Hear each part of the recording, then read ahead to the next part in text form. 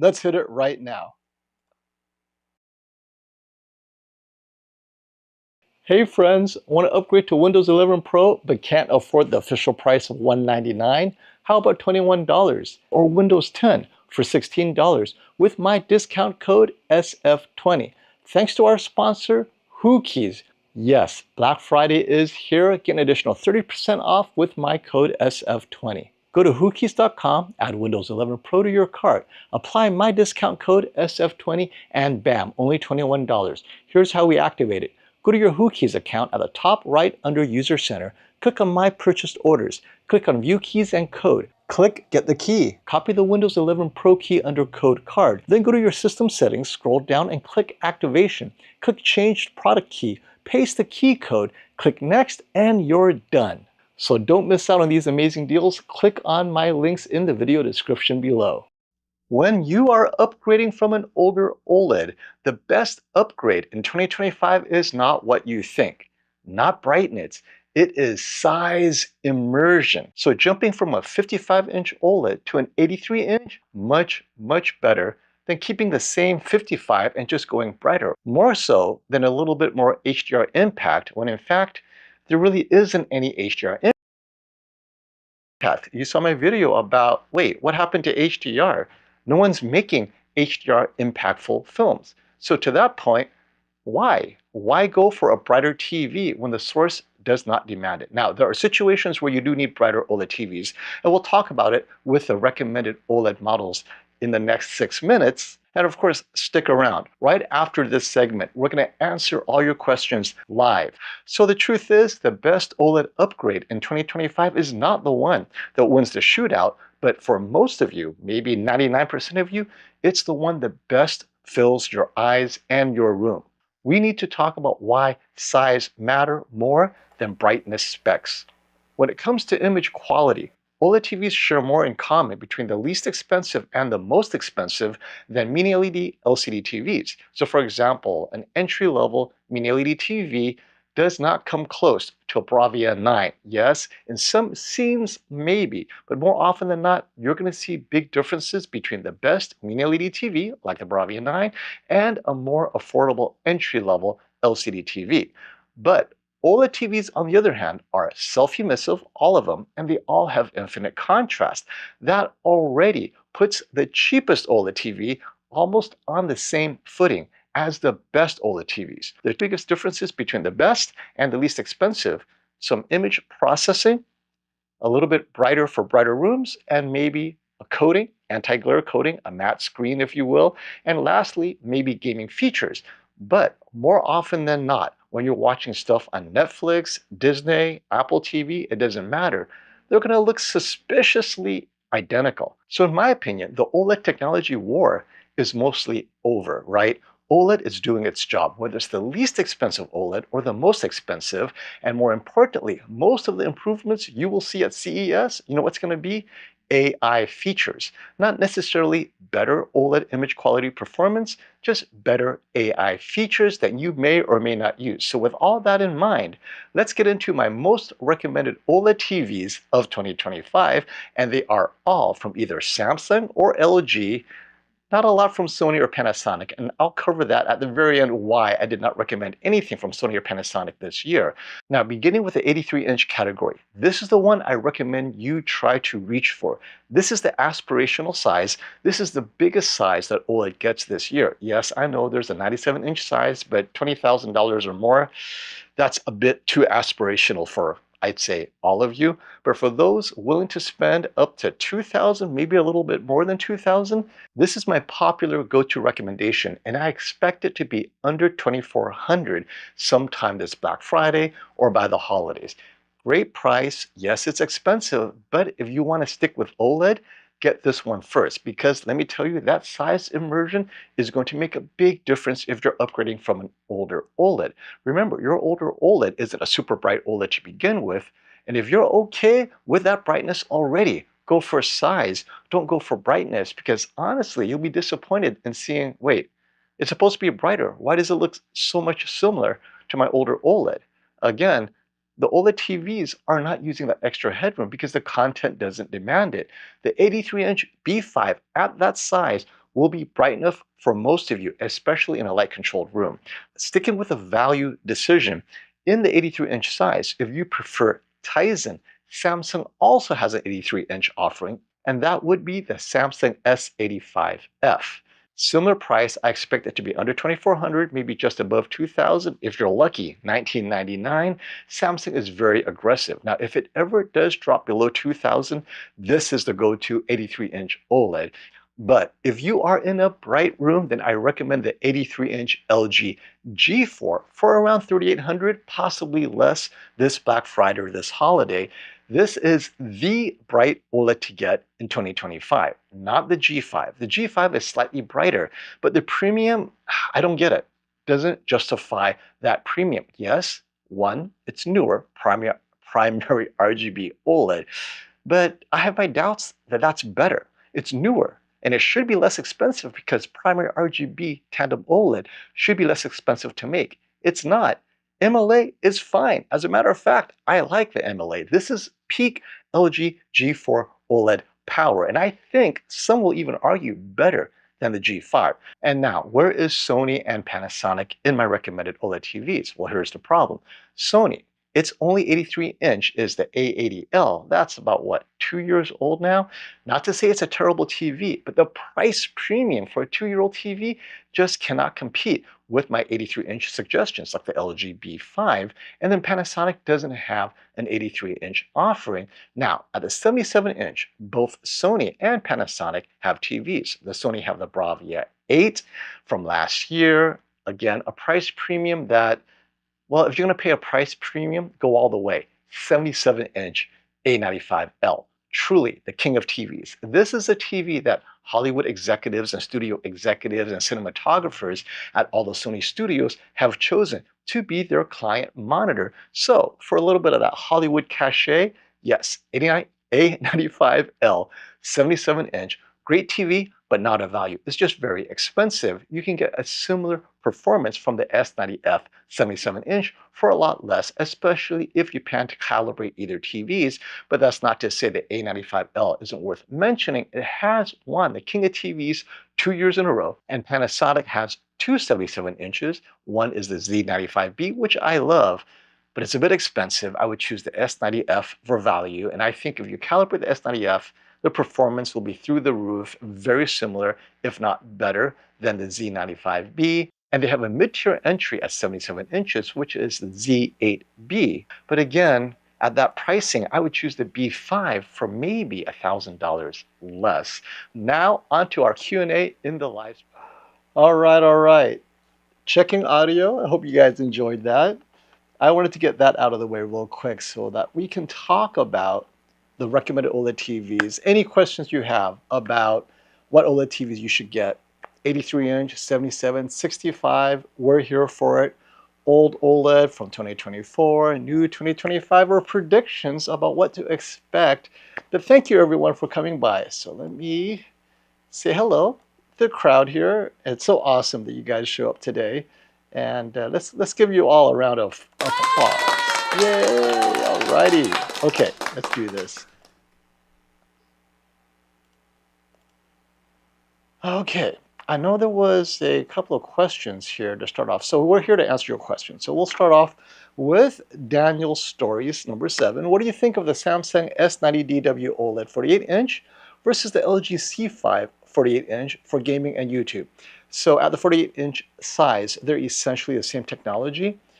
I like the C5 at 48 inches, mostly because LG has had more experience building WOLED at that size for gaming. Now, Samsung is catching up. They may be close enough that you'll choose it based on Tizen, but I still would err on the side of an LG 48-inch C5 for gaming, because really there's very little separating them other than LG's experience with WOLED.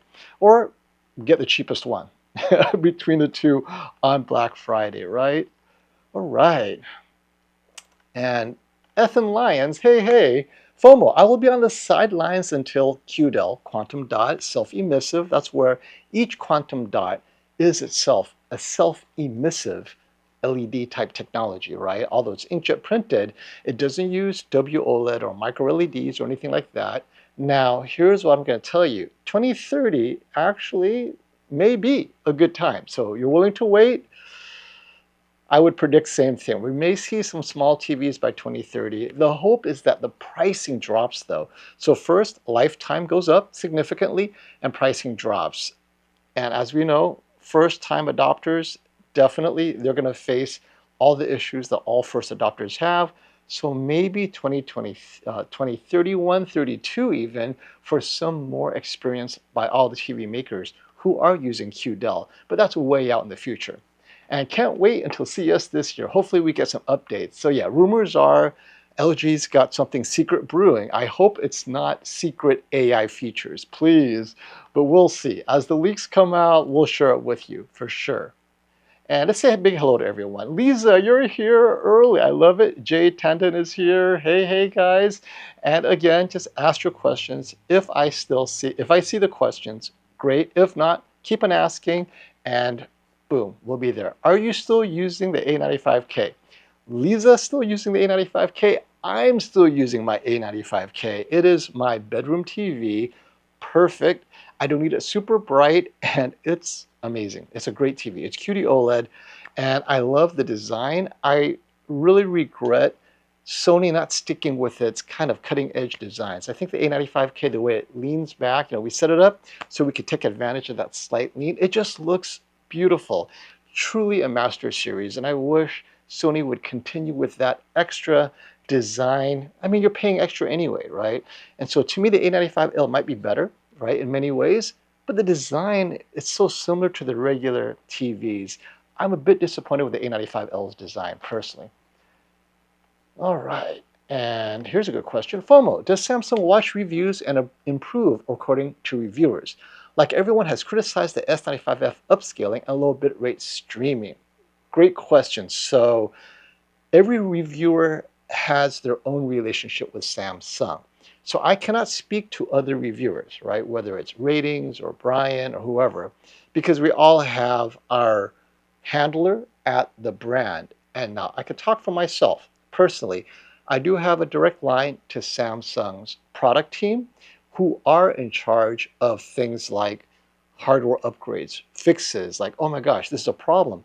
So when I do see issues like the HGIG issue, I talk directly to Samsung and they will let me know whether, one, they see the problem, excuse me.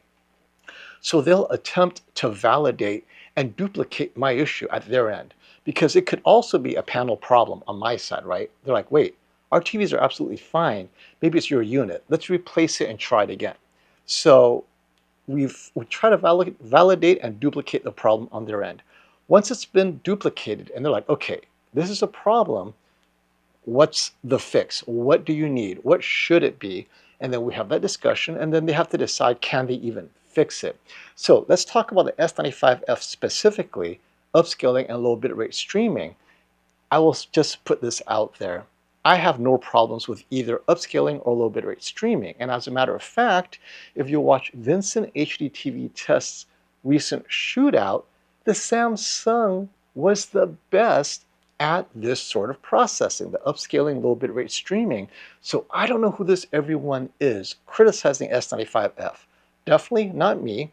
I know Brian isn't the one criticizing it, and Vincent's shootout showed that it was the best at upscaling low bitrate streaming, especially HDR stuff.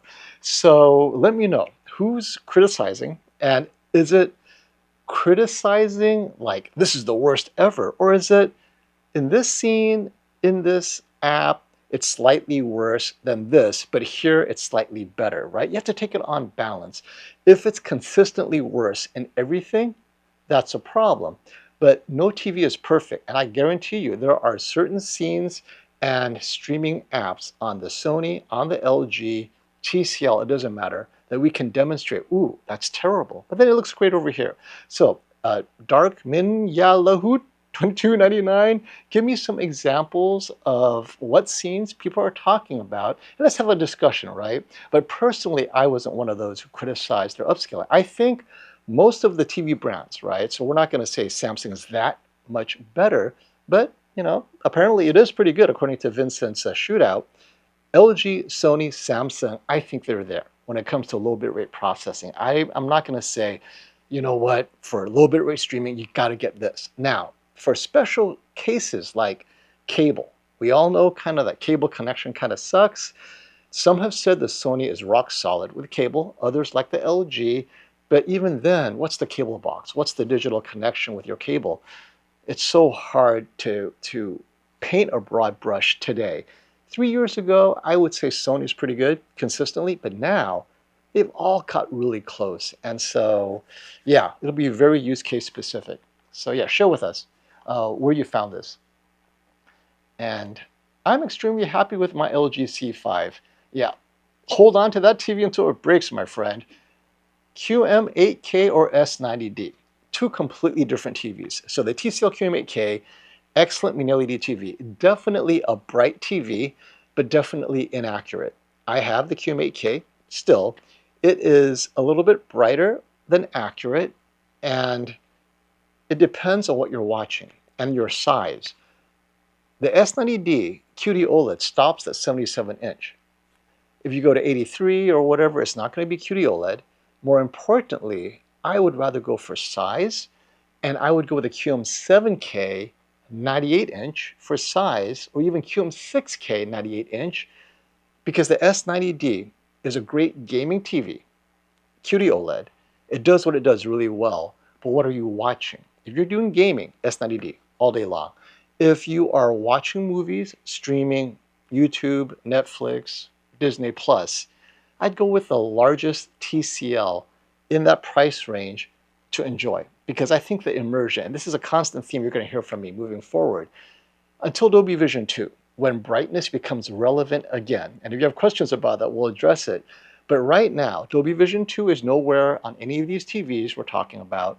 They're going to start rolling out on some Hisense TVs next year, and we need content support for Dolby Vision 2, which will then elevate the brightness to match these bright TVs you're buying. But until that happens, which is 2 to 3 years from now, when you have both content source and the TVs themselves implementing the new Dolby Vision 2 chip, forget about the brightness. Let's just focus on real content that's happening today, which is not so bright. And with that in mind, OLED gives you that extra ounce of contrast, whereas miniLED, like the QM8K or the QM7K or the QM6K, the image quality is good enough. Not quite to the level of an S90D, but does it matter if you're getting the size? And these are things that a lot of you we're going to discuss today, right? Because at the end, it's preference. But I really think size, even on a QD-OLED or an OLED, get the largest QD-OLED that you can get, which is 77-inch, or the largest WOLED, which is 83-inch. But if you need to go larger, then you have the QM6K, QM7K, QM8K, or the Hisense U75QG. But these are things that hopefully helped make your decision. And here we go. FOMO. Does the S95F handle upscaling of low bitrate content better with its native apps versus apps externally streaming? So I did a few rough comparisons. Here's what I found. External apps or external streaming device, Apple TV, Chromecast, all of that, you have a little bit more control over the source content in terms of frame rate matching or HDR, forcing HDR, SDR, you know, those little things, those little controls that may or may not be important to you. Internal apps, you're stuck with what it is. You're going to get forced, and in case of Samsung, this is not the case, Dolby Vision for everybody else, right? So Sony, Panasonic, LG. When you buy those TVs, internal app, if it's Dolby Vision, you can't turn it off. It doesn't matter. You're going to get Dolby Vision, whether it's calibrated or not, you're stuck with it. On the Samsung, you're stuck with whether it's HDR10 plus, HDR10.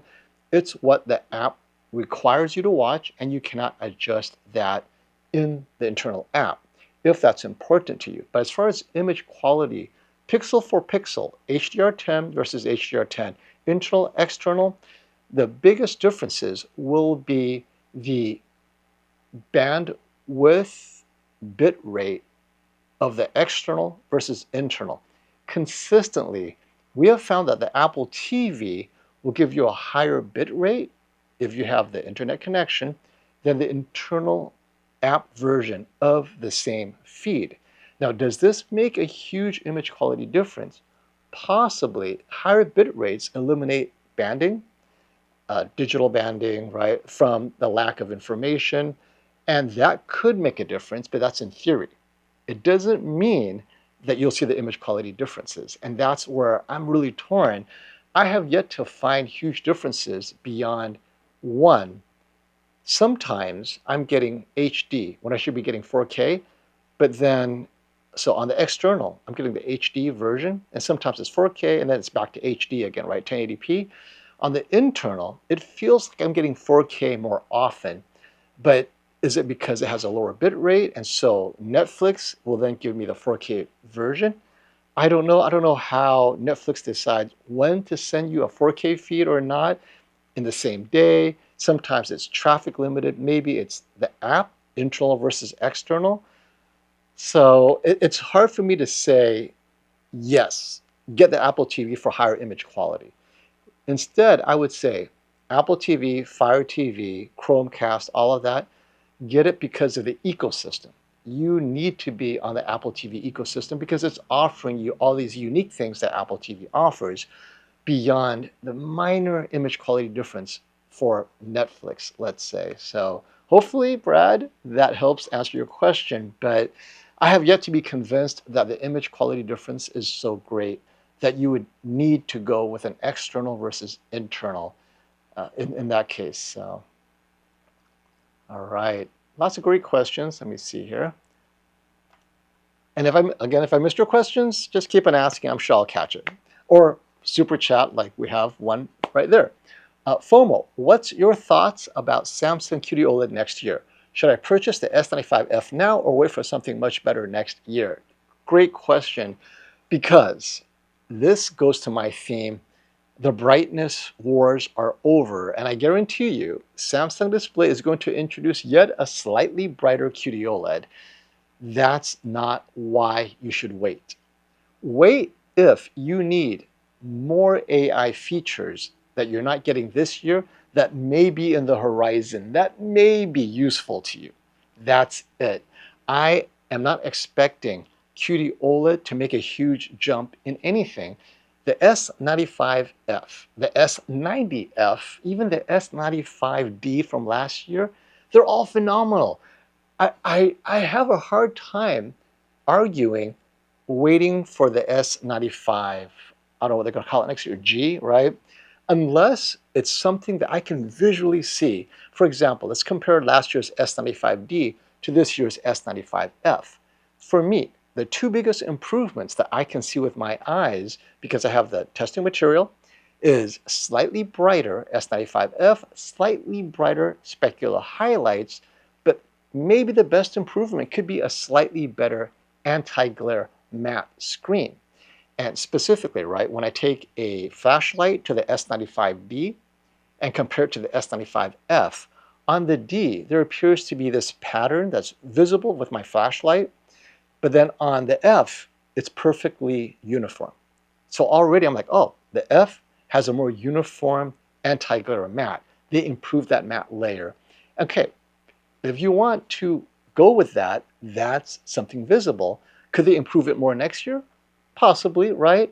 But at the end, that's a lot of money and a lot of time waiting for a slightly better matte, because the S95D matte wasn't terrible. It's just the F is slightly that much better. And more importantly, when I'm watching all the movies I normally watch, Netflix, Disney, indistinguishable between the S95D and the S95F. It's only when I do one of two things: dynamic mode, sports, super bright room. I need to eat through that ambient light. S95F, slightly brighter. Jennifer Gala, 4000 nit content. Specular highlights on the S95F, slightly brighter. So should you wait? Don't wait. If you could get it now, get it, great deal, you're good to go. But if you wait, maybe some cool AI features we don't know about, and that's something you might want to upgrade and wait for. Or maybe gaming, right? Suddenly you go from 165 to, I don't know, 240 hertz. I'm just making that up. I don't know if that's real. But those are features that may be important to some of you. But if it's just streaming Netflix, Disney Plus, Hulu, whatever, YouTube, I think you're okay buying now. S95F is my favorite flagship OLED TV of the year. 55, 65, 77 inch because QD-OLED. At the 83-inch size, G4 or G5. So hopefully that's helpful. All right, super chat. Thank you. Oh, Taras Buffalo. Hey, buddy. Great job, FOMO. I'm going to stick with my Sony A80L 83-inch for now. Yes, if you already have the A80L 83-inch, perfect. Hold on to it until it breaks because as we've always said, at 83 inches, whether it's a B5, an A80L, C4, you're enjoying the best that OLED has to offer. Do not upgrade for a slight brightness bump unless you need that G4 or G5 bright, piercing light in a bright room. But in normal content, unless you're in vivid or standard mode, I don't think you're going to notice the difference, really. So thank you for that. All right. Other questions we have.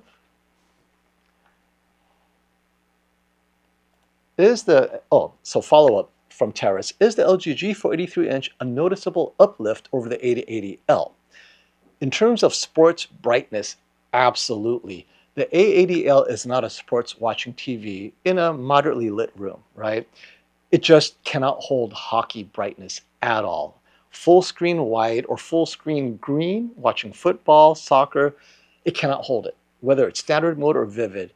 I mean, it's slightly brighter than filmmaker or professional mode on the Sony, but the G4 83-inch in either vivid or sports or standard, it is, I'd say, maybe 3 times brighter. We're talking, woo! So yeah, but that is in sports. If you're watching accurate creators' intent in a dark room, filmmaker versus professional, indistinguishable. When you're going cinema home, right, slightly brighter room versus the A80L's cinema with brightness maxed out, the G4 will be noticeably brighter. But now you're no longer at creator's intent. You're making it brighter to fit your bright room. The G4 will do that much better.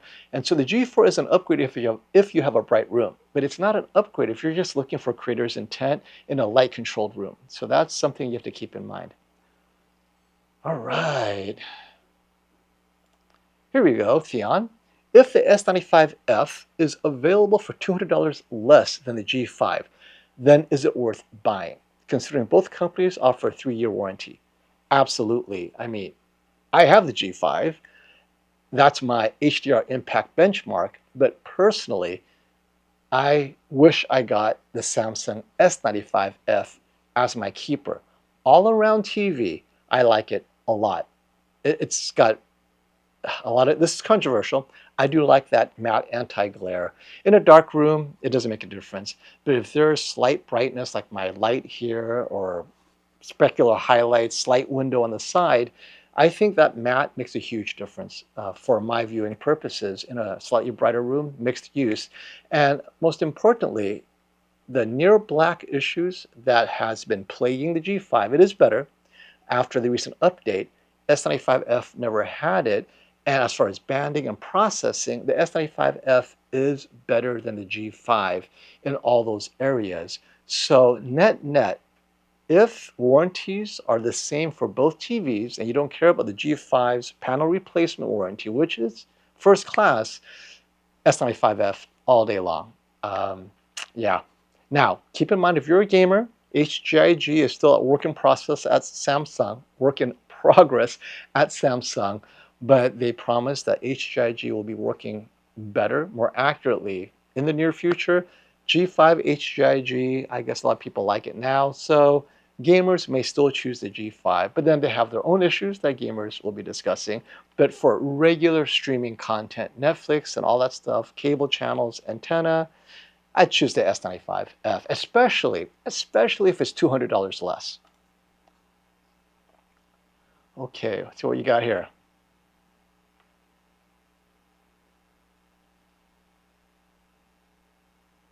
And all right, a little back pat in the back here by Petulant Beard. Hey FOMO, recently found your content. It's fantastic. Looking for a 77-inch OLED for living room. Some light, but not bright. Thank you for that. That'll help me a lot. C5 is $19.99 right now. Any chance the S90F gets that low or go with the C5? Absolutely. And here's the part that pains me, right? I love LG. I love Samsung. I love that they're battling each other. Samsung is very tricky. They wait until a certain time in October to November, right? At some point, just before Black Friday, Samsung will hit that discount hard. Why do they wait?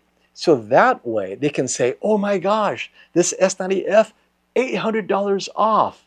So the C5 currently is a pretty good deal, $19.99, but they're waiting, they're biding time. Then suddenly the S90F, $19.99, 77-inch. Everyone's going to jump on it because Samsung knows people aren't shopping for TVs right now. They're waiting for Black Friday. So Samsung's going to preserve those high prices, and then when it's time to make a decision, suddenly Samsung's got you. So here's my hedge for you.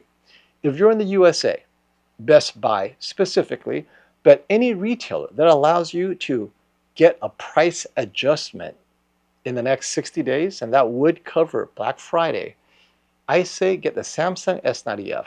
Wait for the price adjustment, right? Pay attention, and Best Buy does this a lot. The minute it adjusts down to $19.99, go for it, because they'd rather just give you the adjustment than to have you return the TV within your rights and then buy the TV again. Same TV, and now they're stuck with an open box, right? Now, how Best Buy will do this is they'll give you the $19.99 plus maybe a $200 Best Buy gift certificate. So that's something that remember to ask for at the time.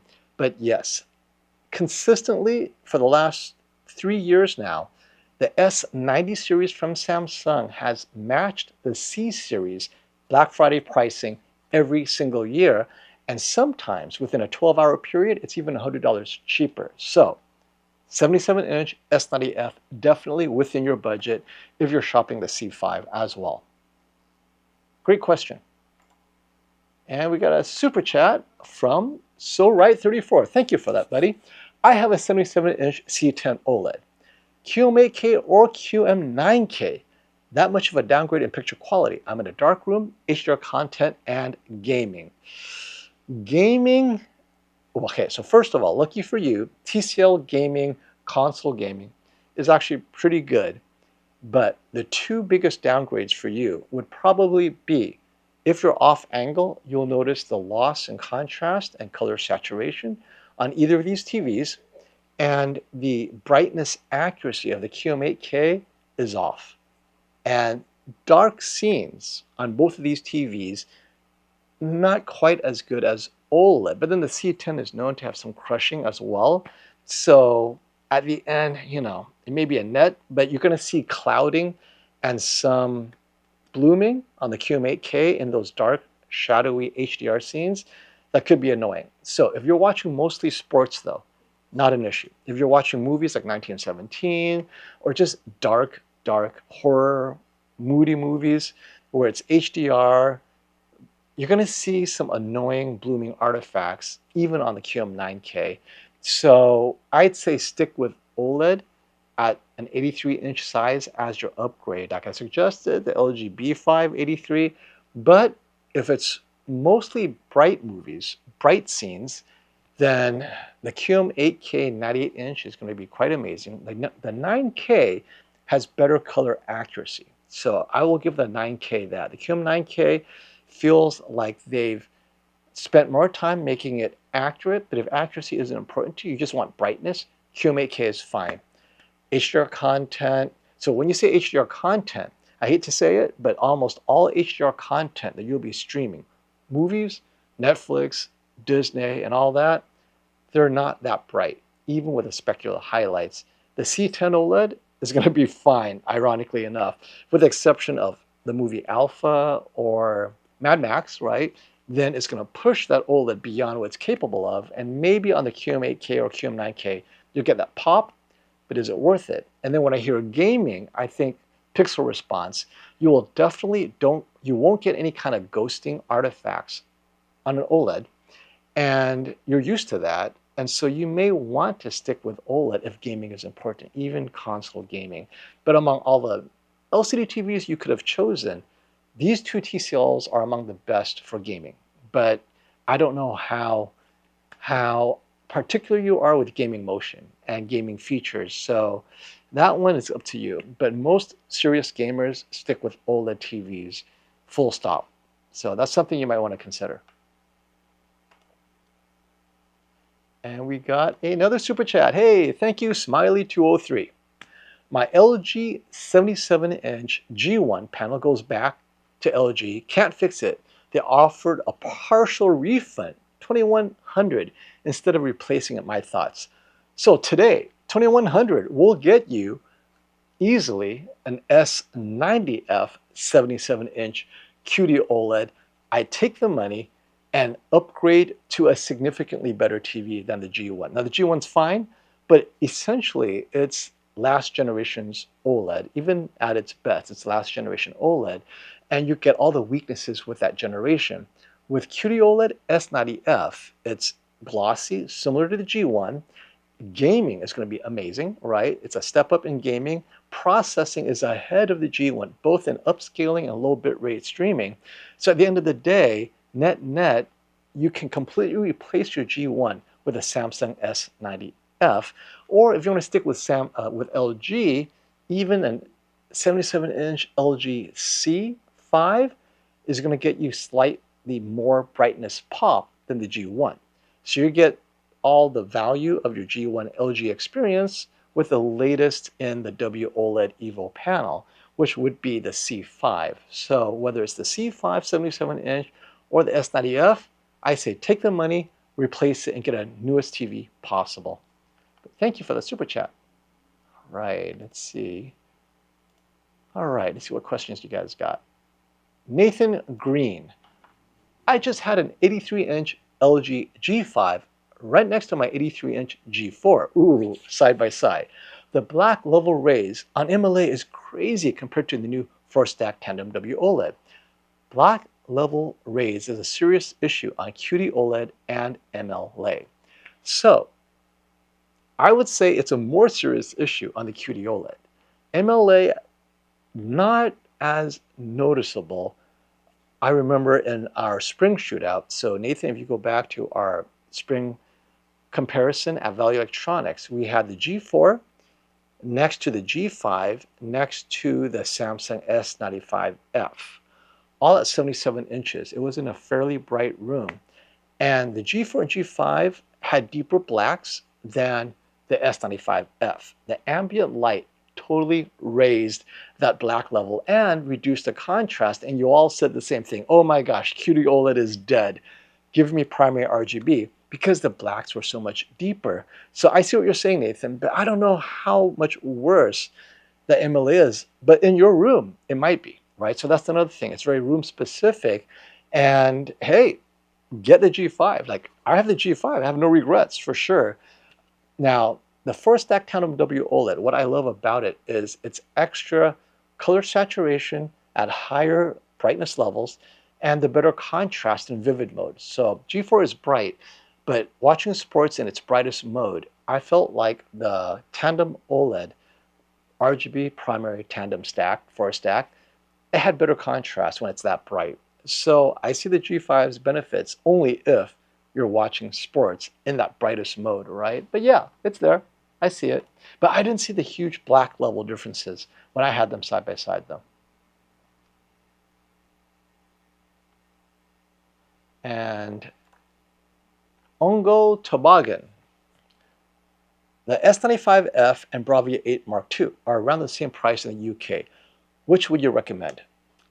So this is very preferential subjective. The Sony look on the Bravia 8 Mark II, to me, is very specific. This year, Sony desaturated that green out of the box. Now, if you calibrate it, it comes back very accurate. If you don't calibrate it out of the box, it's slightly less accurate than the S95F in filmmaker mode. However, many people find this very pleasant. Why? Because the green is taken away from skin tones, and so everyone looks a bit healthier. I mean, it's just exactly how it is. Even when they're not supposed to be healthy looking, right? Like, I don't know, movies like The Demeter, where everyone looks sickly and they have like pallor in their skin. On the Bravia 8 Mark II, it feels a little bit healthier. On the S95F, it's a bit more accurate, but then that green that should be there is there. And side by side, if you don't have a reference monitor, you're going to say, oh, the Bravia 8 Mark II looks more pleasant, and that's what you go with. So I'll go back to your question. This is why Sony is a favorite by many people.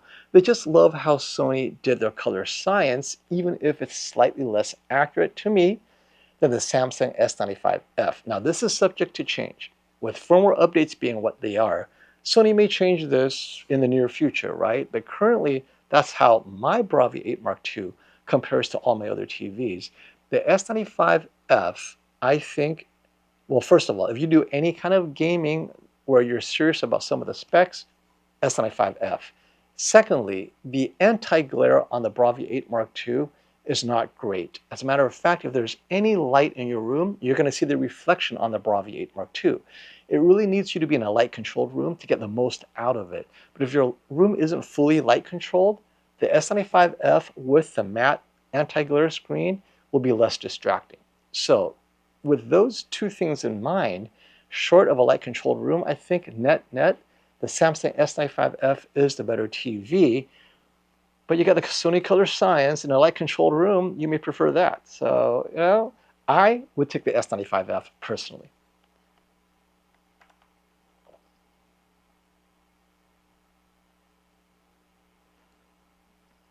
And, oh, here's an interesting question. Geek culture. I've noticed on some TVs, non-OLEDs, like cheaper LCD TVs, I think you're meaning to say, have the same TV models, but some versions will be Google TV, Fire TV, or Roku TV, and the Roku versions usually are much higher. Is Roku versions better? What a great question. I'll tell you why. And this is my theory, right? It is because the Roku version, I believe that the ad revenue split that Roku gives the TV maker is lower. So because it's lower, they have to offset the lower ad revenue split for the higher TV price. Whereas Fire TV or Google TV may be giving them a higher ad split.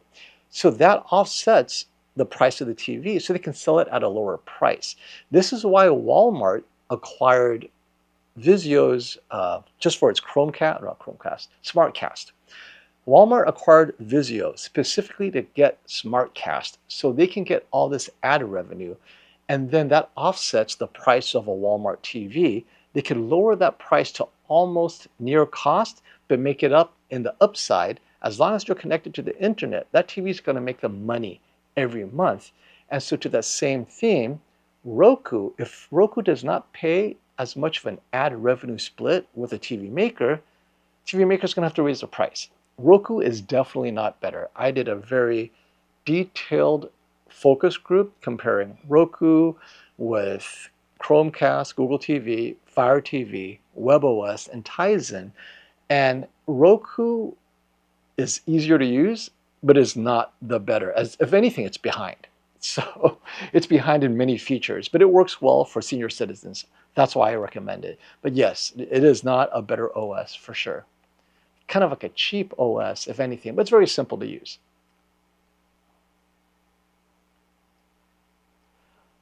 Okay. Oh, this is a good one we have to put to bed. Theon D11. How big are these issues? Samsung S95F or all Samsung TVs, they don't have Dolby Vision. Versus G5 having Dolby Vision but dithering. So the dithering may affect everything you watch. That's not good, right? If you are sensitive to dithering, some people are and some people aren't, but once you see it, you cannot unsee it. Dolby Vision is not, to me, today, Dolby Vision does not raise your experience. It doesn't make the cinematic experience better. Dolby Vision is a non-issue. It doesn't help, it doesn't hurt. I mean, to me, it actually hurts more than it helps because every TV maker implements Dolby Vision differently. That shouldn't be the case, but that's what it is, right? On the Sony, it might be too bright. On the LG, it might be too dark.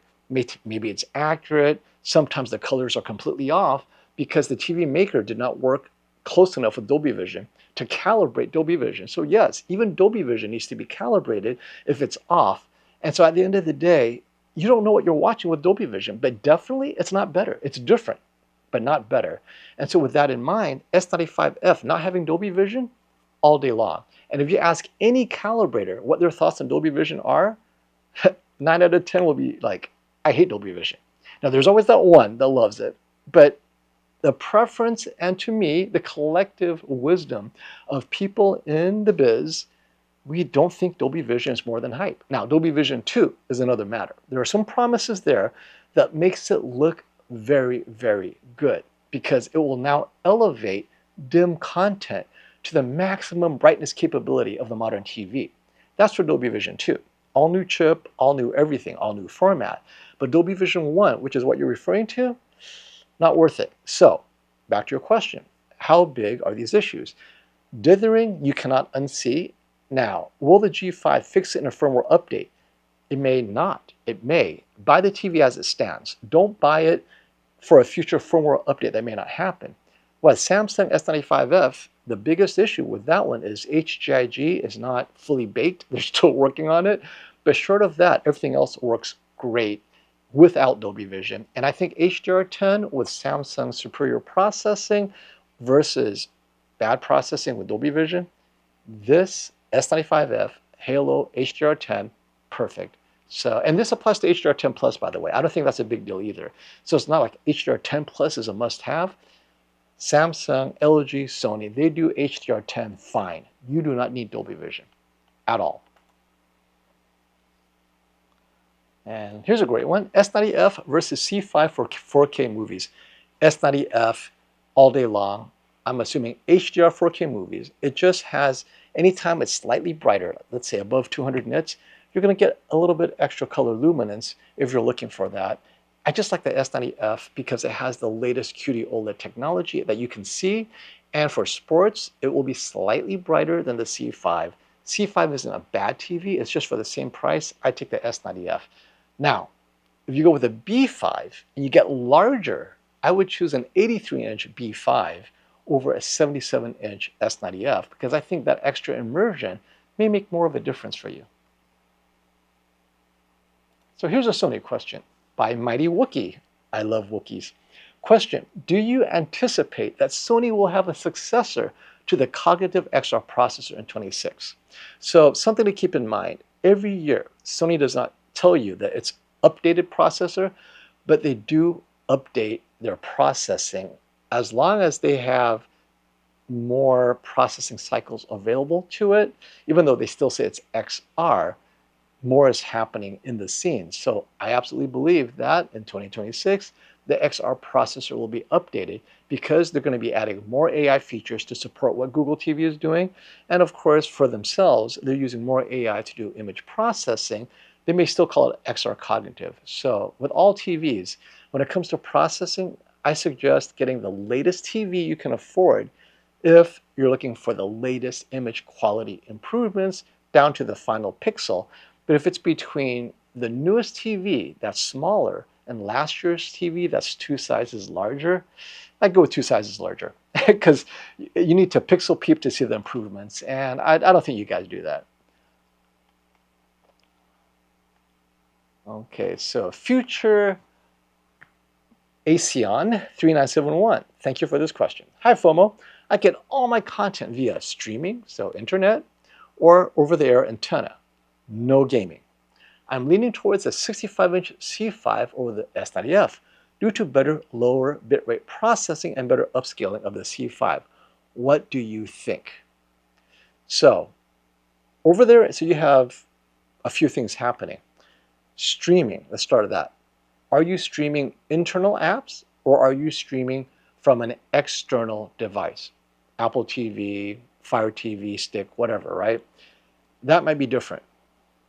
Internal apps normally are not updated as frequently as Google TV's external devices like a Google Chromecast or the latest version or Fire TV or Apple TV. So if you're doing external, that gives you the highest bit rate from an external app. And then between Tizen and WebOS, it's a crapshoot which internal app is better. I mean, it changes year to year. Are they updating it more frequently? I believe that Samsung has more resources to update their internal apps more frequently than LG. That's my personal belief. There's just more money in Tizen, invested in Tizen and their internal app ecosystem than LG and WebOS. Now, over their antenna is another discussion. So I've kind of compared OTA antenna. I got an OTA antenna splitter right here. And after comparing them, it feels to me that all the TVs are using very similar over-the-air processing and low bit rate to address low bit rate issues over the air. I wouldn't choose it because of that. It just feels too similar. And it feels like a QD-OLED, there's more, that technology is more resistant to low bit rate banding than WOLED like the C5. I would go with the S90F. It feels like this year, both the S95F and the S90F is able to address the color banding issues that come from low bit rate better than any WOLED TV. Whether it's one from Sony, LG, or Panasonic, the QD-OLED from Samsung seems to eliminate those banding issues from low bit rate better overall. So what do I think? I'd go with the S90F because of that and because of your sensitivity to low bit rate processing. Hopefully I'm right. Yeah, I know you're going to come back, oh my God, all I see is banding. But that's kind of like my takeaway from this year's comparisons. Okay, let's see how we got. How many years before no more new OLED TVs? Let me see, how many years? Samsung Display and LG Display have to stop making panels for that to happen. And since LG Display, their very existence is dependent on OLED TV panels, it'll be a few years before that happens. I mean, they literally would have to pull the plug on all OLED TVs, and they don't have a backup plan, right? Their backup plan is what? Supplying OLED to smartphones and tablets and IT devices, right? PC monitors and gaming monitors. I don't know if that's enough to support LG Display. And Samsung Display, their QD-OLED is more than just TVs as well.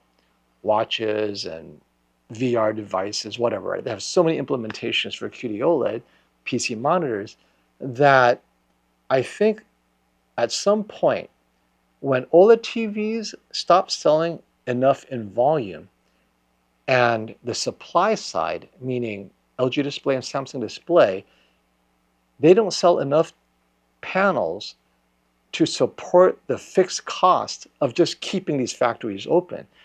As it gets closer to that point, they're like, we're out of here. We're going to sell to China.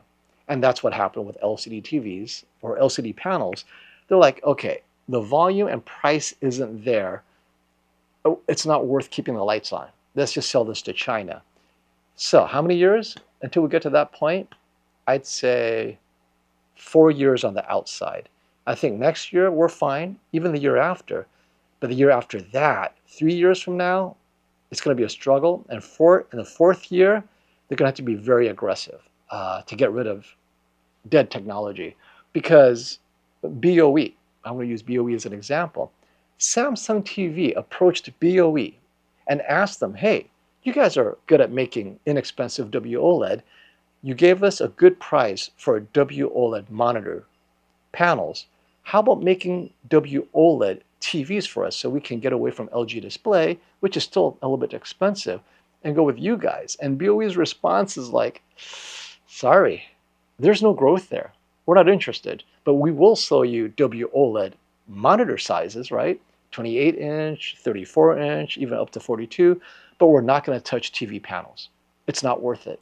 And BOE is in there to make money. And for them to not even make it an option for Samsung Electronics tells me a lot about what the Chinese think of the growth of WOLED as a TV technology.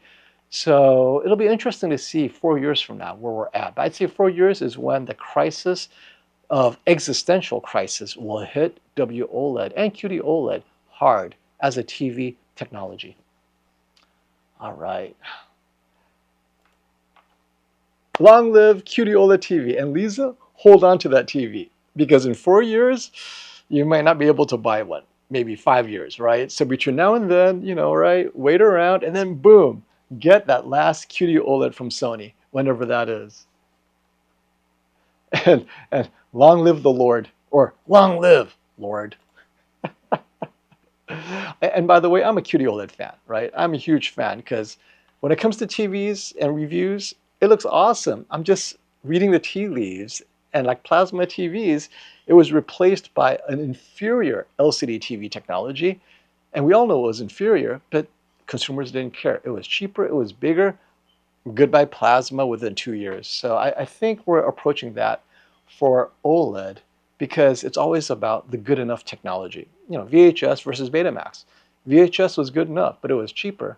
Betamax, everything was expensive, goodbye. And this is how it always plays out in almost any space, I think.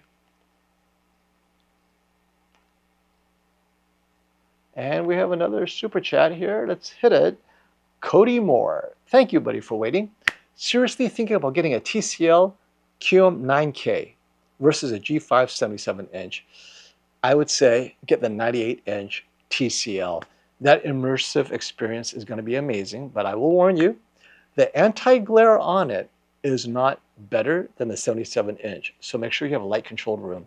Not many people realize when a TV is that big, it's going to reflect everything in your room. So make sure it's light controlled to get the best image quality.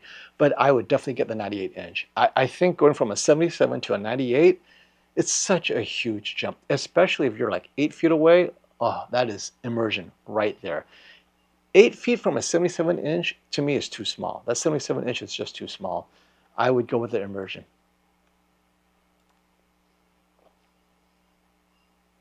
Hey, Classy is here. Hey, buddy. Classy, haven't seen you in a while, my friend. Hope all is good. And all right, long-term Bravia 8 Mark II evaluation.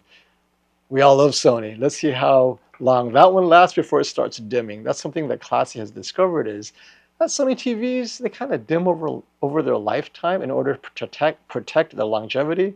So that's interesting. So hopefully it doesn't dim too much.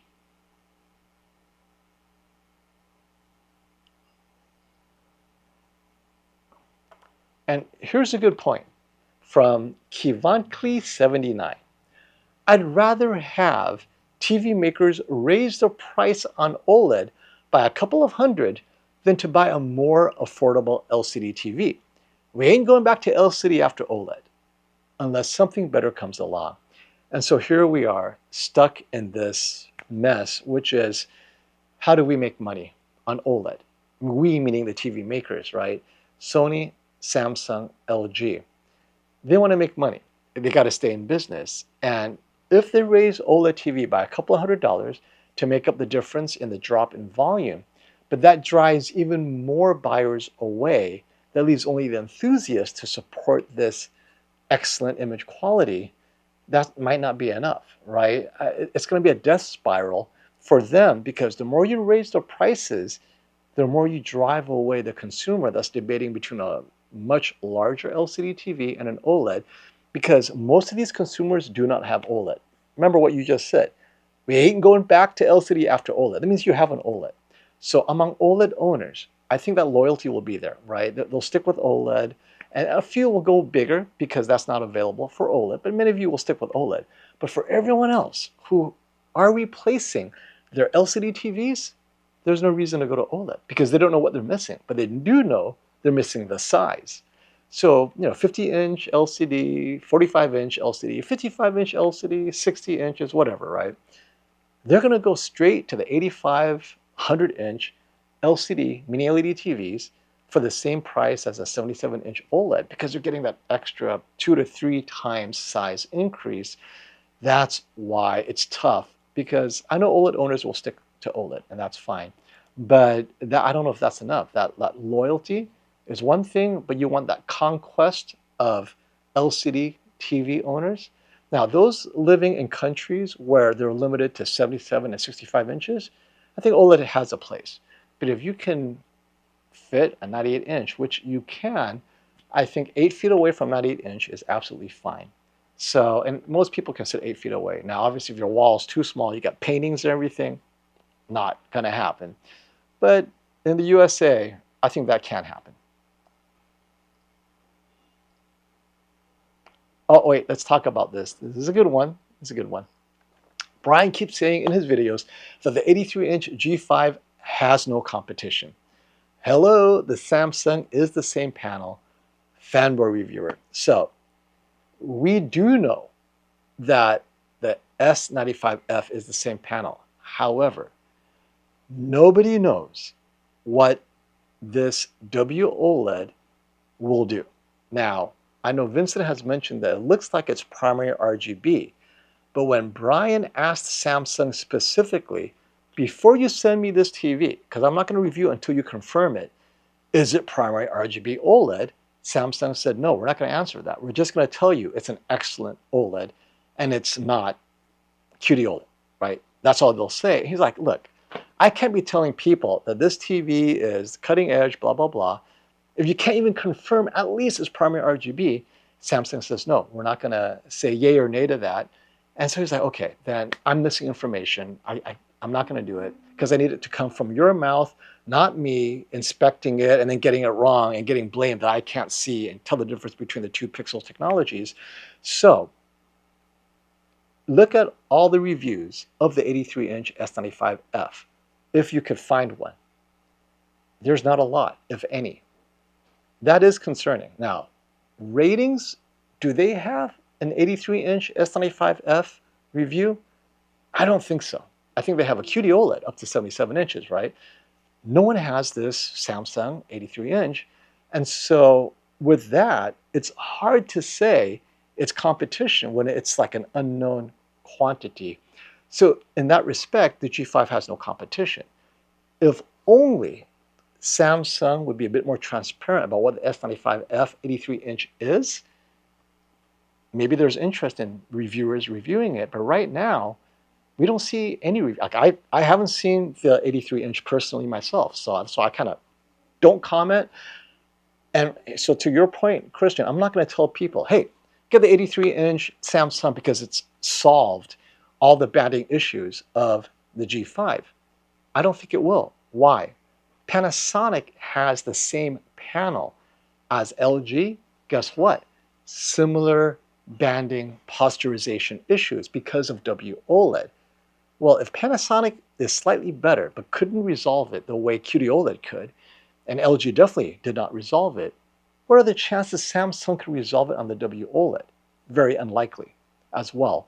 And so there's a lot of assumptions and what-ifs that I cannot make a recommendation based on that. So I respect your point, Christian, but it's definitely not fanboy. It's just the S95F is an unknown quantity that no reviewer is going to take a chance on until we actually see it, you know? So yeah, that's why.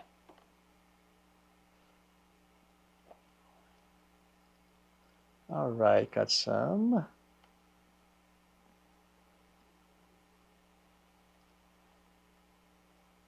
Lisa, 98-inch will never work in my home, but how about a 77-inch, Lisa, or an 83? Because I know you're topping out at 65 right now, right? How about 77? How about 83? 77, you get to stick with QD-OLED, right? 8095L, anybody? 77-inch? You know, baby steps. Let's get to 77. All right, let's see. An hour into it. Awesome. Thank you, everyone, for dropping by. Thank you, thank you. And don't forget to click like so that we can get more people jumping in with their TV questions. Because I know today you're all shopping for TVs, and most importantly, if you shop at Best Buy, what happens is you have that 60-day return window. And with that, even if the price adjusts during Black Friday, you can make the price adjustment, right? It drops, you make the price adjustment, you're good to go. Because October, to me, is a great time to lock in the prices that will come over the next few weeks. So just something to keep in mind. And let's see what else we got here. Okay, here's a good question about brightness and dimness.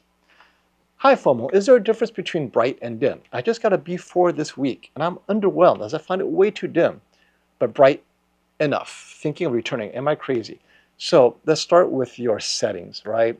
Get it into Cinema Home. That's its brightest setting. for just normal watching. And if you're in a bright room, I agree. The B4 is a bit dim for a bright room. In a light-controlled room, it's better. Now, the issue is this. SDR is dim. So if you're watching news content or even sports, you have to get into the right setting. So either standard, get the brightness up, or cinema home, get that brightness up. And if it's still dim and you have a semi-bright room, you're going to have to jump, not to the C series, go to the G4. The C series is barely brighter, right? So if it's too dim, and that's why in my earlier part of my video, for brighter rooms, or you notice that it's dim, you got to go with the G4. And the G4, literally the brightest TV you can get. I mean, QD-OLED gets close, but the G4 is just going to dazzle you with brightness. But make sure you try Cinema Home before you jump into that.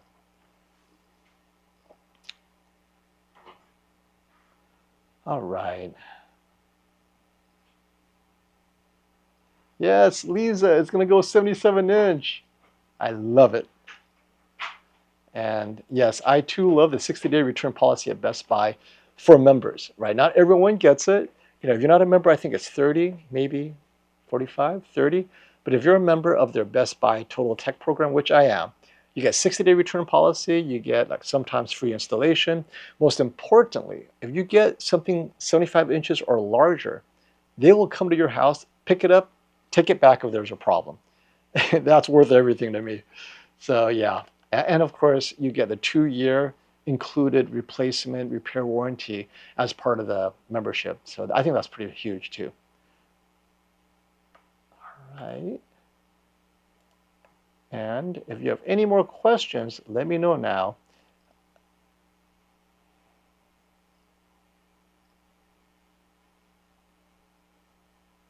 And here we go. This is something that's awesome. I didn't know this. Sony Bravia 8 Mark II is going through a lot of deals in my country. What country is that? Share.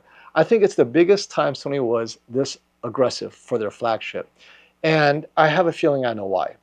So obviously region specific, but if they're projecting something in 2026, and if they don't get rid of the Bravia 8 Mark II right now, it may never sell next year once things start leaking what it really is. So yes, take advantage of it. I mean, it's a great TV.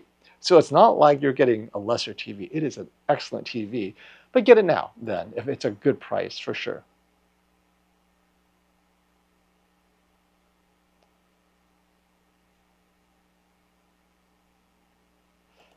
All right, stop the FOMO. I'm from India. Do you know if the dithering issue in LG G5 is the panel related or the software related issue? It is a little bit of both. So it feels like Panasonic with the same panel as G5 addresses it a little bit better. So that makes it software, but it couldn't eliminate it, which makes it hardware. The hardware is a hard cap on how much better you can get it. And that cap is kind of low, right? So the dithering is not going to improve much. Even if LG focused on it, we don't think it's going to improve much. And this has been a problem for years now. Similar issues. It's just different variations of it. If you want to eliminate it completely, you got to go with the Samsung QD-OLED. End of story. Even Sony has issues with it this year, and that's software on the Sony side. But for Samsung to successfully address it, that makes it the better processor this year. I hate to say it. HDR, Samsung S90F, S95F, better than the Sony Bravia 8 Mark II when it comes to HDR processing, especially with these banding issues. Sony, I'm challenging you. Get better HDR processing next year. The banding is unacceptable. All right, and I have to agree with this very sad news. Garrett says Samsung display will never do an 83-inch QD-OLED or larger. I agree. If they're having problems selling the 77-inch because of the price premium, can you imagine how few takers will actually buy the 83-inch? Since most consumers can't tell the difference between an OLED, that's an LG B5, and a QD-OLED, they'll just get the cheaper WOLED from LG, and that leaves the QD-OLED sitting in the dust. So yeah, no, I don't see it coming. I think Samsung will make more money selling for the same price an 85-inch micro RGB or RGB micro mini-LED LCD TV, right? They're going to charge the premium they would have charged if there was such a thing as a QD-OLED at 83 inches. They'll sell you an 85-inch RGB micro mini LED LCD TV and make more money, get better margins. win-win for Samsung, win-win for consumers. They can't tell what they're getting. So yeah, I don't see this happening because Samsung Electronics is not going to guarantee to Samsung Display that they're going to sell that many TVs. There's no uptake. They're not going to commit. That means Samsung Display does not have a major buyer for its 83-inch size. Something that we all should think about is at the end of the day, are there buyers for this size?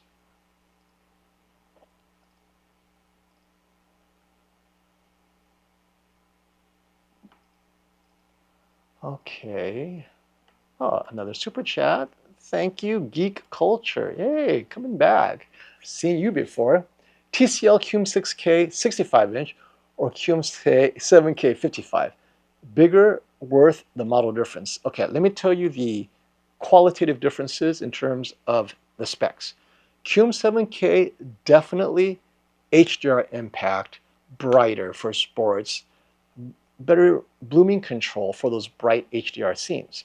But, here's a big but, if you're watching mostly TV shows, older shows, Columbo, Bionic Woman, right, Friends, Seinfeld, if you're watching mostly free TV, Antenna, if you're watching mostly regular stuff on Netflix, you're not putting in the brightest and the best HDR content, like, I don't know, Alpha, Mad Max, where you're like, ooh, look at that specular highlight, it's blinding.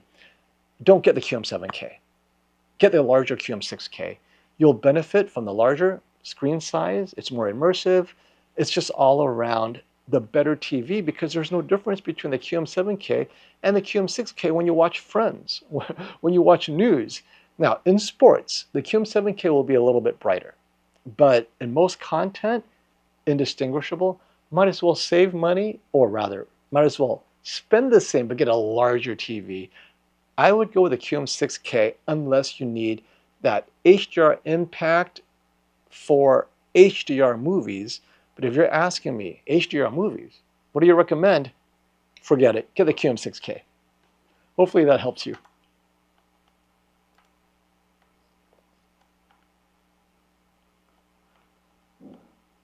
Okay, here we go.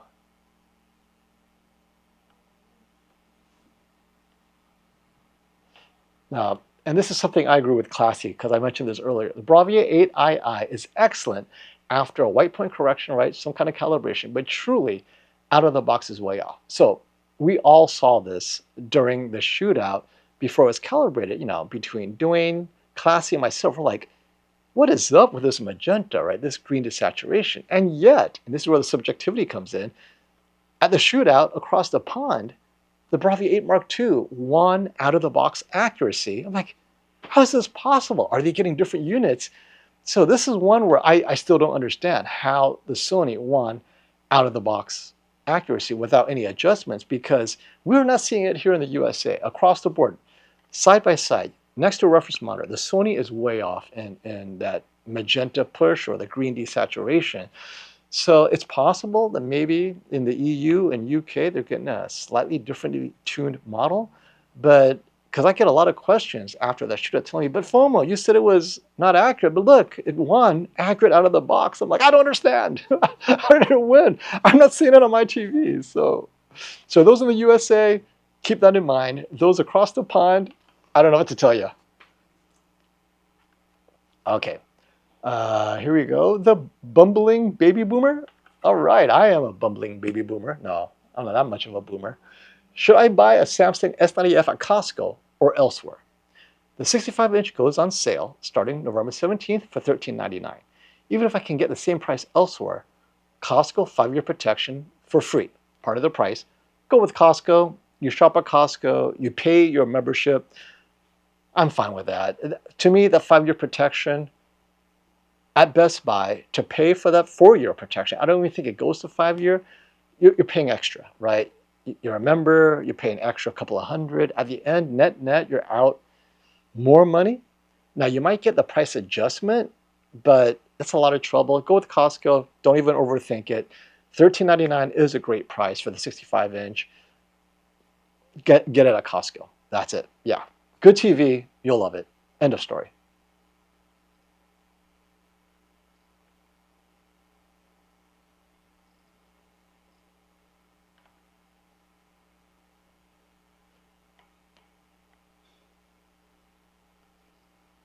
Okay.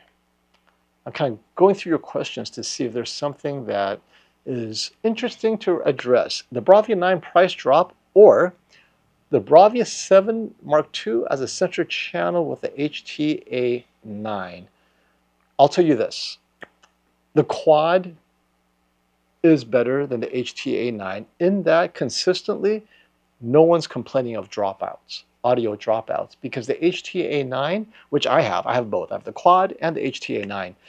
The HTA9, depending on where your router is or how your internet or Wi-Fi is set up, it's affected by environmental Wi-Fi bandwidth, and it does disrupt the audio. And some people cannot fix it. It just drops out, and some people it's fine. Whereas the quad consistently, no dropouts. Why? They have additional antennas for redundancy, so there's no dropout. I would say, and secondly, center channel is overstated. The only reason center channel makes sense is if you're doing sound zoom elevation, where you need louder dialogue that's coming from the TV. With sound zoom on the Sony, then you'll get that center dialogue, an extra 6 decibels for clarity. Personally, I would go with a quad, no center channel, so you can buy any TV you want because I've tested it. The quad makes an amazing phantom. That's one of the improvements I love about the quad. The center phantom is so good. Then you can match it with a Samsung, Sony, TCL, doesn't matter. The quad stands on its own as an upgrade. All right, so the Bravia 9 price drop. So Bravia 9, great audio, but you're stuck, it comes out of the TV. So great for dialogue, there's no immersiveness. I think immersiveness is important. I would go with a slightly, okay, so this is subjective, right? I want good sound, surround. I think that really does add to the whole viewing experience. I would go with a larger Bravia 5 with the quad, right? So if you're spending the same amount of money, Bravia 5 with quad, and there are a lot of great Sony bundled deals at Value Electronics. They will work with you. Larger size, because that 10% credit, store credit, they will, first of all, they will price match the Bravia 5 to anything out there. So go for the largest size. And with that 10% store credit, they will then apply it to the quad, and they'll pay the tax if you're not in New York. Tell them FOMO sent you. Tell Robert Zone, hey, I want a Sony this size plus a quad. Apply the tax credit to the quad, and boom. You might get a larger TV than you expect and match to the quad. So that's what I would do. I really think the quad is a better upgrade than the HTA9. I really do. Okay.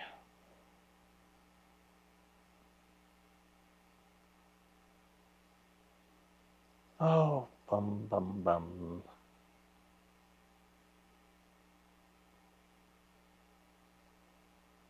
Kind of scrolling through your questions real quick.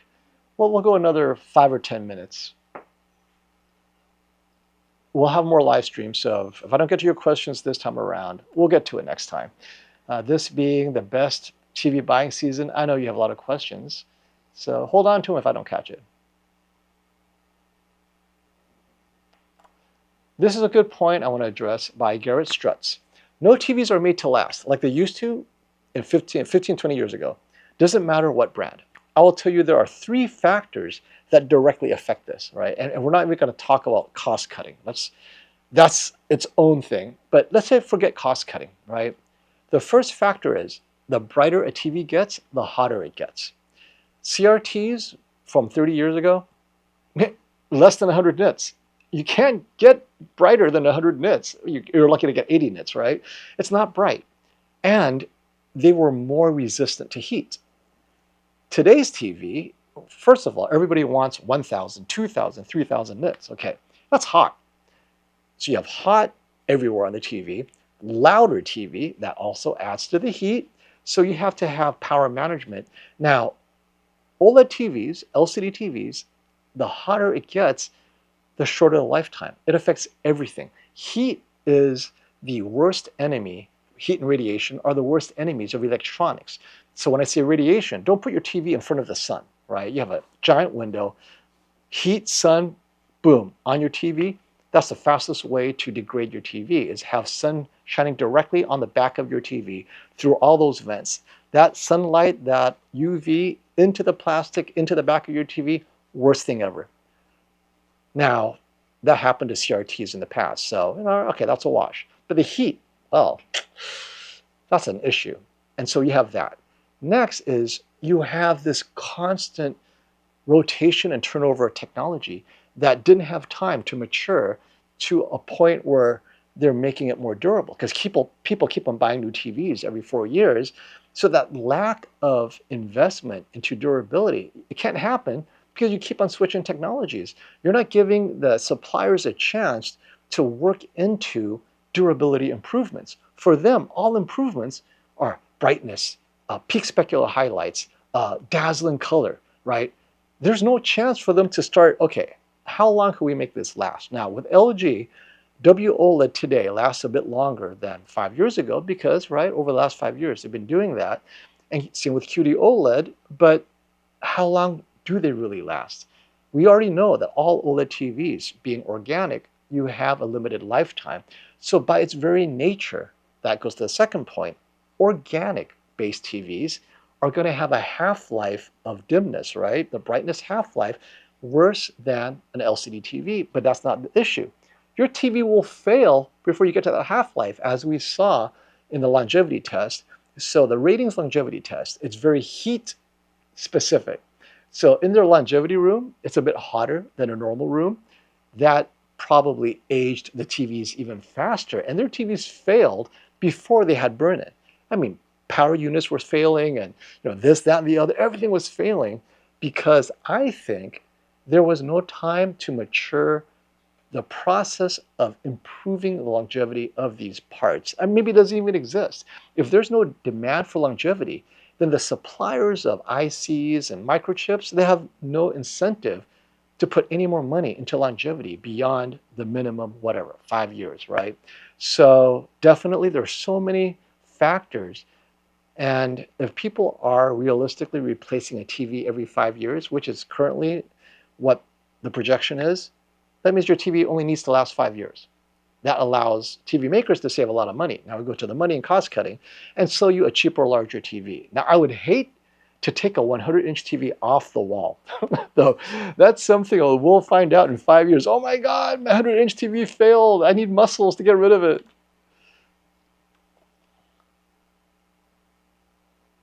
Oh yes, my worst reviewed TV ever. FOMO, I have the 950 TS. You don't remember, this is Samsung's 8K TV that was dim and terrible all around. It's 8K, but I never hear anything about this TV. Watch my review. I think it's, what, 4 years old now, 5 years old? Oh my gosh, I was so disappointed in this TV. The review should still be up. I'll tell you, when it was new, I don't know if other people reviewed it. I know I reviewed it, and maybe I single-handedly destroyed it, but 8K was pointless. HDR impact was worse than the Q90R that I had. I put it next to the Q90R. I was like, what is up with this TS? And I had to walk away from that TV because it was so underperformant. In so many ways, after that, I was like, 8K is dead in my eyes. The extra dimmings, or the extra pixels, made the TV dimmer, and yet it was taking in more energy to even have that dim image. That's why. So as an SDR TV, it's fine, but the 8K, I could not see the difference between my 90R and the 950 TS. And more importantly, the contrast was slightly worse because the local dimming zones could not control the extra pixels properly. It was just a bad TV all around for HDR. And no one buys an 8K for SDR. So, it's kind of like, yeah. Now, should you sell it? I don't know who's going to buy the TV, my friend. You might give it away. But so, yes, 950 TS, go back into my archives. I have a 950 TS review somewhere, and that's why. But it was not a good TV. I recommended people getting the 4K TV that year over the 950 TS.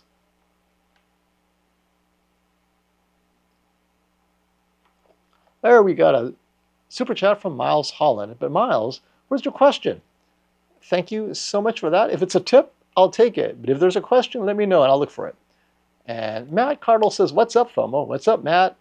Any questions? Give me a holler. Okay, 77-inch C10 to the 98-inch QM8K for streaming. HD discs and PS5. Thoughts? Great, get it. I think you'll love it. I played the PS5 Pro on 98-inch TVs. I've been testing them, and it's just amazing. I had the 98-inch Samsung QN90. I played it on the 85-inch QM8K and the QM9K. I have the 65-inch. Just generally speaking, TCL gaming PS5, it looks great, right? I mean, if you're into tuning to the micro features like VRR, all that stuff, and you got to go with an OLED, whether it's Samsung or LG. But if you're okay with PS5 Pro and you just want a great saturated color on all of your gaming stuff, go with the QM8K 98-inch. It's just good. It's so good. I just love that size for gaming.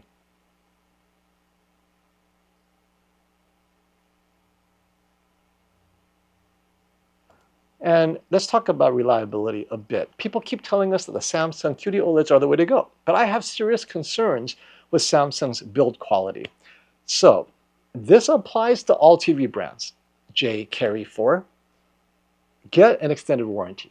Because if you go to any Reddit owners forum, I don't care who it is, Sony, Samsung, LG, TCL, you're going to get people complaining, oh, it's broken, I will never get a Sony again, never get an LG again.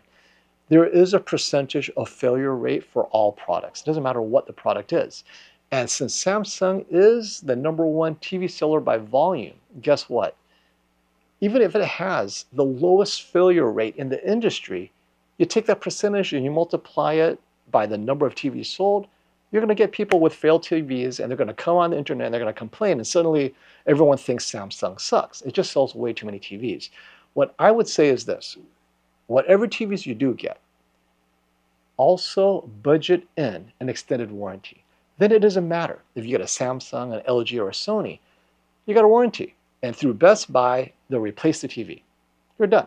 So, yes, I don't think it's an issue. Personally, I always get an extended warranty. This is what I always recommend. Build that into your budget, right? And then you'll be okay to go. Peace of mind is important.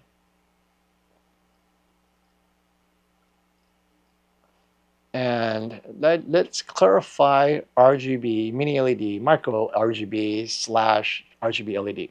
Jason Sims has a good comment. RGB, mini-LED, LED, micro RGB, all LCD TVs, by the way, might be marketing hype because of the 2 real-world reviews online. They don't perform any better than regular local dimming television sets. So, all these TVs use local dimming, whether it's a mini-LED or an RGB LED, micro RGB type TV, they all still use local dimming. The biggest difference between the two is that the backlight of the RGB mini LED is not white, but rather multicolor red, green, blue to match the blooming of the TV set.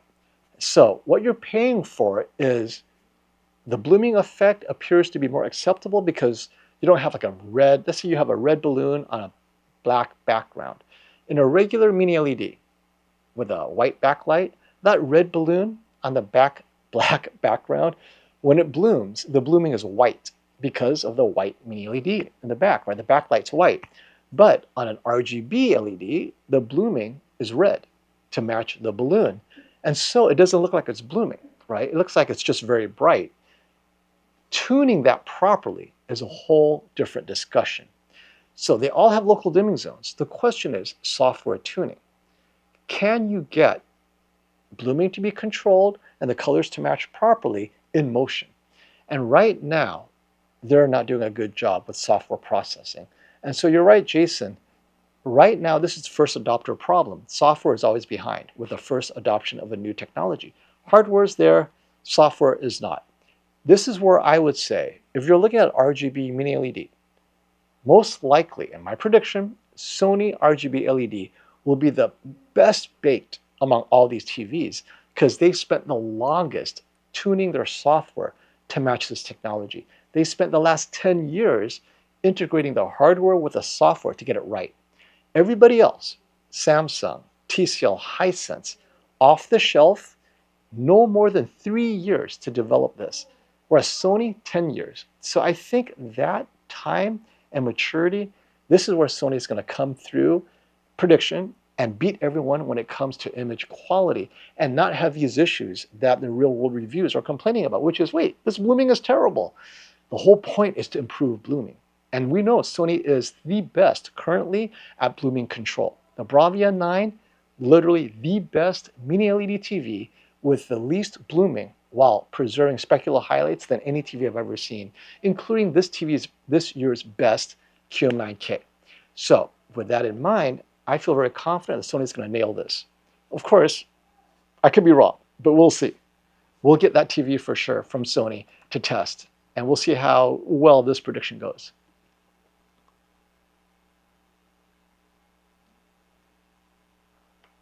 And which takes me to the question by Pry. 98-inch RGB mini-LED versus the 83-inch OLED for pure movie experience. Do not be a first adopter with the RGB mini-LED. And there's only one right now for sale, I think. Or maybe two, right? The Samsung Micro RGB and the Hisense.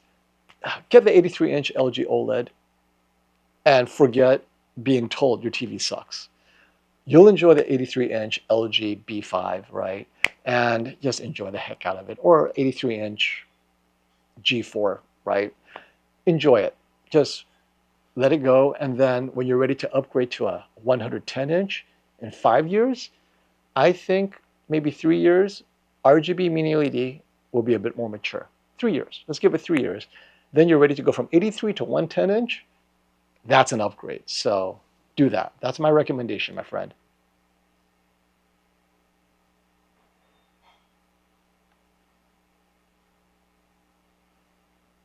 Okay. There is no 98-inch RGB mini LED right now. I think the Hisense UX has a 100-inch, right? Or 98. They have the 116, and they've all also offered that size, 98/100. So Hisense UX does have it, but it's still expensive. So yeah, and I don't know what Samsung size offerings are right now beyond what I saw. Maybe doesn't Samsung Micro RGB around that size? But definitely Hisense has two sizes now on the UX. Okay.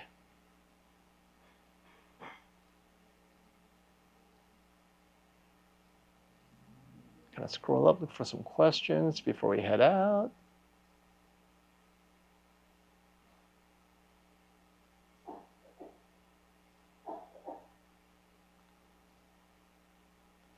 And here's a man that had warranties, Michael Foster. Personally, I've had warranties with Samsung TVs. I had to take 3 back. The next time, a different year model, 2 back. At least you have the warranty, and that's why you have the warranty, right? But yeah, so here's a man that's probably not going to get another Samsung TV, or are you? Now, as a balance, I've had my original Q90R, 2019, when I started this channel, the Samsung Q90R, still kicking, still working.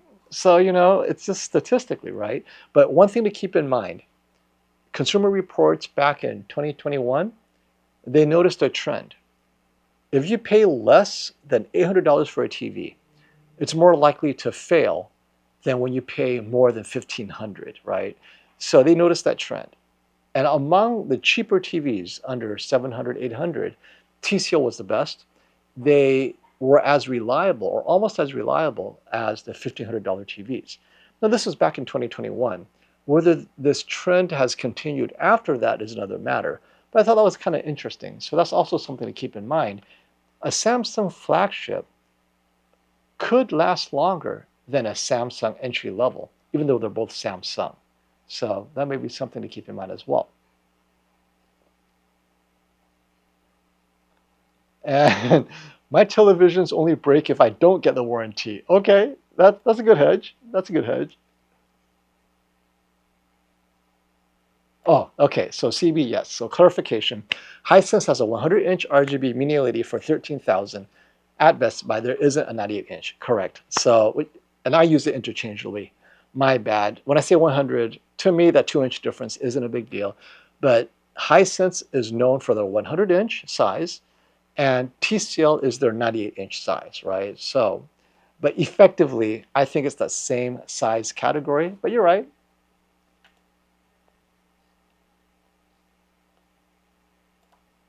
All right, super chat. Thank you, Miles Holland. Thoughts on the S95F at 83-inch?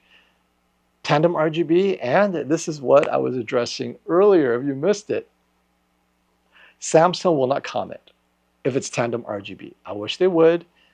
They would not go on the record to say, this is primary RGB tandem OLED. Now, in England, Vincent has looked at it closely and said his model was tandem RGB. But I am not going to extrapolate his conclusion in England and say we're going to get it in the US. So this is something I have trouble with. I don't know, honestly. So if Classy has reviewed an 83-inch S95F, or calibrated it, and he can confirm it, then at least we have an anecdotal confirmation from Classy, but Samsung will not on the record confirm that it's tandem RGB.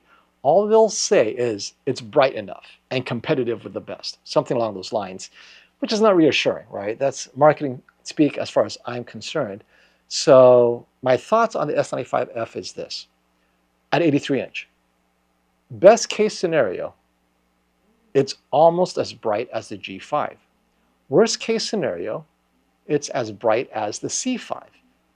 If it's only a C5 brightness, then you're paying a premium for the anti-glare matte screen and the One Connect box and maybe the 165 Hz gaming capability, right? Are those things worth it? Might as well stick with a G5, which is real. You know what it is, tandem RGB primary OLED. But then you get all the flaws that have come with it. Now, they fixed a lot of it. The near black issues, I think, is addressed. All you have left is posterization banding. But guess what? I don't think Samsung is going to address that any better than LG. So if you need anti-glare matte, get the Samsung. If you don't, get the G5 or G4 with MLA, right? So that's my thoughts on that. But yeah, hopefully Classy have seen it, but Samsung would not go on the record to say it's primary RGB tandem.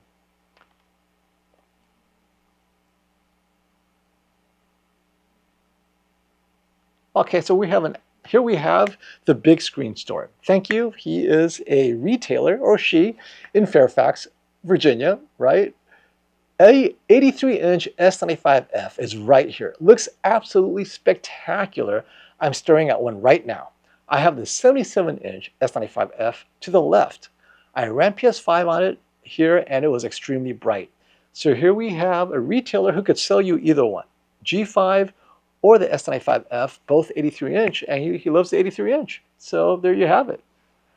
Now, I don't know if you can look into the pixel structure of the S95F, because I honestly don't know what the difference is in terms of pixel structure with a primary RGB OLED. But if you could confirm it, that will go a long way towards selling this TV, my friend. But thank you for that. Thank you. And we got a super chat from WC. Water closet? Just kidding. Let me know what your question is, my friend. I see your super chat, and thank you for the tip. If there's no question, otherwise, definitely ask it. Okay. I think the 83-inch S95F will have a bit less color than the QD-OLED, I assume, but less ambient black rays, yes, because it doesn't have QD-OLED. But that could be slightly offset by the matte screen. Some people complain that the matte anti-glare on the S95F is so aggressive that if your room is bright enough, it will raise the black slightly. So just keep that in mind, but not as bad as with QD-OLED.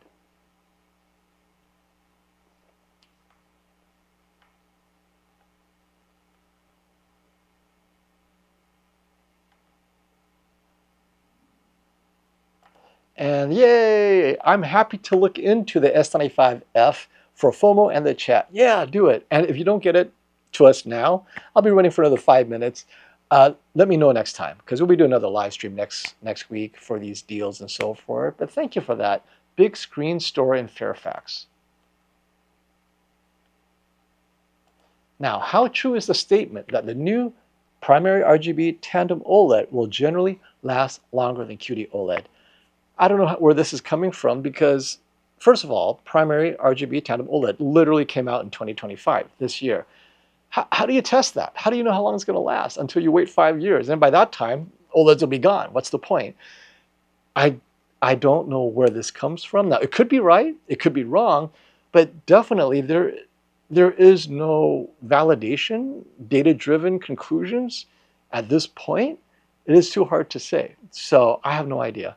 And I would say just get an extended warranty for either one.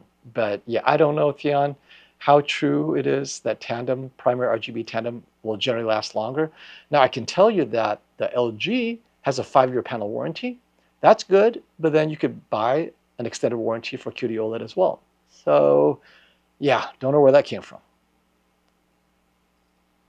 And let's see here. And we have another tip from the Ohm Ninaman. Thank you for that.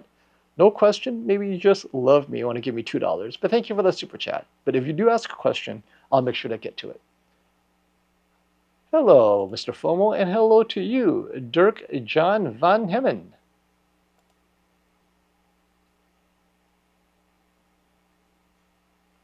I hope FOMO does a big live stream on Black Friday or Cyber Monday. I plan to, Don. I'm hoping to.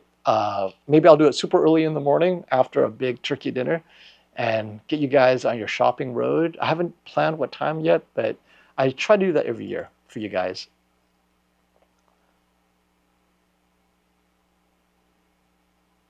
And I think we're good to go here. I'm going to close up in 2 minutes. Anyone with outstanding super chats that are waiting to be answered, ask your question again so I catch it.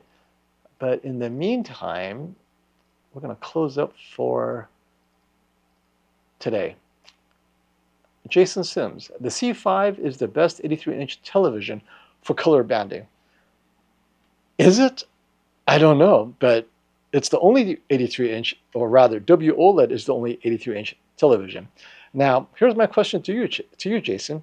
How about the B5? Would the B5 be a great 83-inch TV for color banding? Very similar, right? I don't know. I'd try to go with the B5 first, unless you need a little bit more brightness. I'd go with the C5, but save some money. Let's do the B5 83-inch, right? And my first Hisense question. Hisense U75QG and U8QG already have the Panasonic 800. Are these TVs Dolby Vision 2 ready? So that's up to Hisense to enable via software. I do not know if there are any hardware bits missing. I know that it has the right processor, but Hisense has not confirmed they will be introducing Dolby Vision 2 to these TVs. Maybe we'll find out more at CES. So I don't want to raise your hopes that it's coming in a firmware update when it doesn't. We don't know. We only know that Hisense has promised Dolby Vision 2 for their 2026 models that include the Hisense UX this year, but no mention of the 75QG or the U8QG. But I would love for them to do so. But I will let you know. I will ask Hisense actually after this stream, because that's a good question. That is a good question. And this is a great one to close in on, is Mighty Wookie's question, because I think it's time to talk about CES. But before we get to any speculations for CES 2026, I'm going to save this one for the very end, Wookie. And I'm going to hit this super chat before I forget. Christian Walker, thank you for your generosity. Thanks for what you do. You're welcome. If you get an 83-inch S95F, you'll be my hero. Oh, everything for the team. All right, maybe. We'll see. We'll see what, maybe I'll have to go to Robert's zone and see if he has one sitting around. I can do some fun with that, right? But let's get to speculations for CES 2026. And we will have more information as the leaks arrive, right?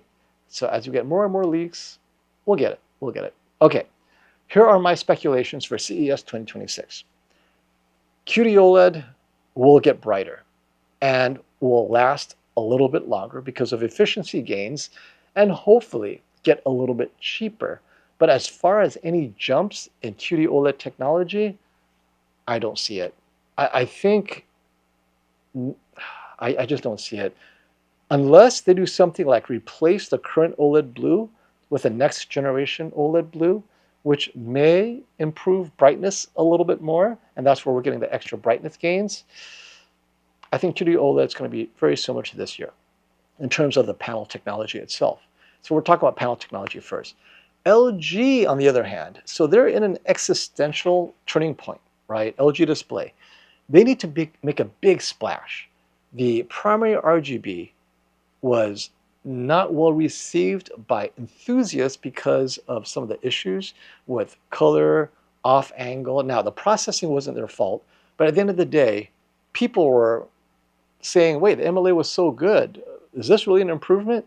So my prediction is LG Display maybe will add MLA to primary RGB, because if you're going to have a last hurrah, right, and you're like, look, man, we got to survive. Let's just throw all of our eggs in a basket. Let's give MLA primary RGB. Let's bring the team together. Let's make it happen. If you're going to do it this year.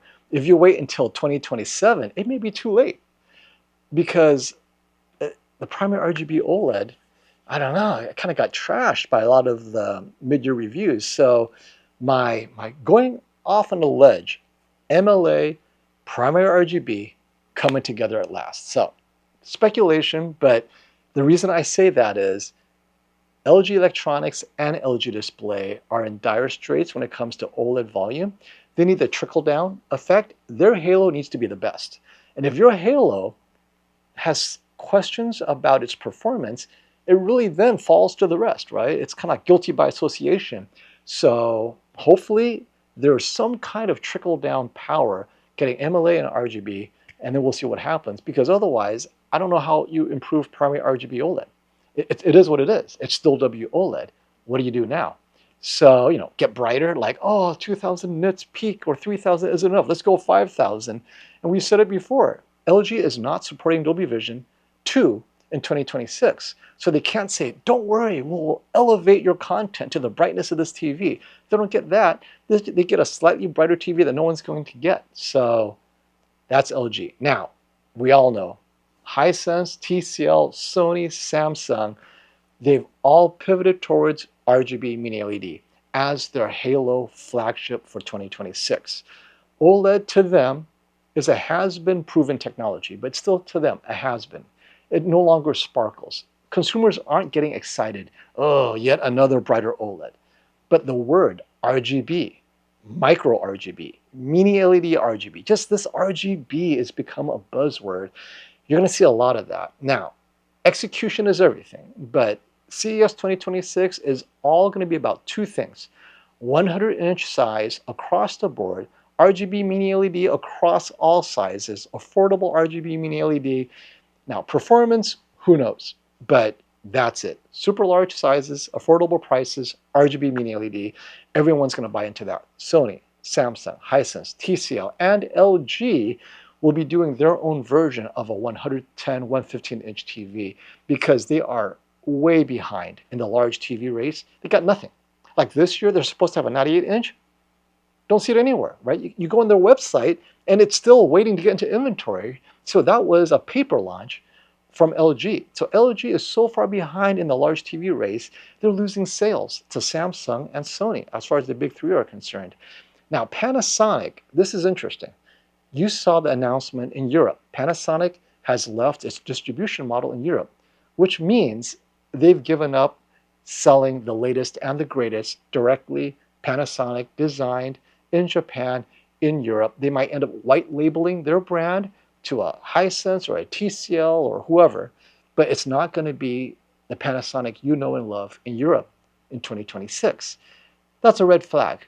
Is there any money left for them to develop a next generation anything in 2026 to sell in the USA and the rest of the world? Because Europe is off. There's RGB mini-LED, but they've kind of abandoned LCD TVs, if you notice, right? Their LCD TVs are repackaged TCL TVs, in my opinion. slightly better processing, but essentially it's last year's TCL TV, which is not necessarily a bad thing, but it's not a Panasonic thing. Panasonic's strength is their image processing with OLED, but their mistake this year was to go with primary RGB OLED. That hamstrung their peak performance. They should have went with QD-OLED. So next year, I suspect Panasonic Z95C has to be QD-OLED. If it isn't, they're gone. That halo effect could only go so long, right? The Panasonic name without QD-OLED next year, I don't know where they go. I hope they go with QD-OLED as their last gasp, right? They're still going to be Fire TV, but that's my prediction of Panasonic. Or they go with LG Display's latest speculation, MLA primary RGB. I hope they don't. I really think they need to go with QD-OLED and separate themselves. But on the flip side, it's possible the reason they will go with LG Display's latest and greatest is because of the pricing advantage. They may be giving Panasonic a sweetheart deal on that. So that's why they go with it. Hey, you know what? The cost is so low, let's go with it anyway, even though we could do better with QD-OLED. So that's just something that I'm kind of processing right now. But who knows? Maybe things will be different. Ah, there we go. And we have the, here we go. We have an update from the Big Screen store. So he went to see if he could confirm the pixel structure is unique on the 83-inch S95F versus the S85F, which is using the regular WOLED. Okay, so there's a slight difference. So maybe it's primary RGB, but then we have a disclosure that they sell mostly Samsung TVs, so he can't compare with LG. Fair enough. Thank you, my friend. Yeah, maybe in the next live stream, you can tell us what your thoughts are between the pixel structure of the 83-inch S95F, confirm that it's primary RGB, and if you can, that'd be amazing. Then, you know, it goes a long way towards people wanting to buy the 83-inch S95F. Okay, and I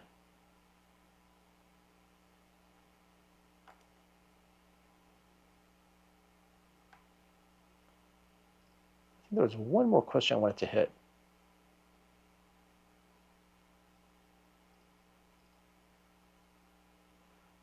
What happened to the LG fish tank TV?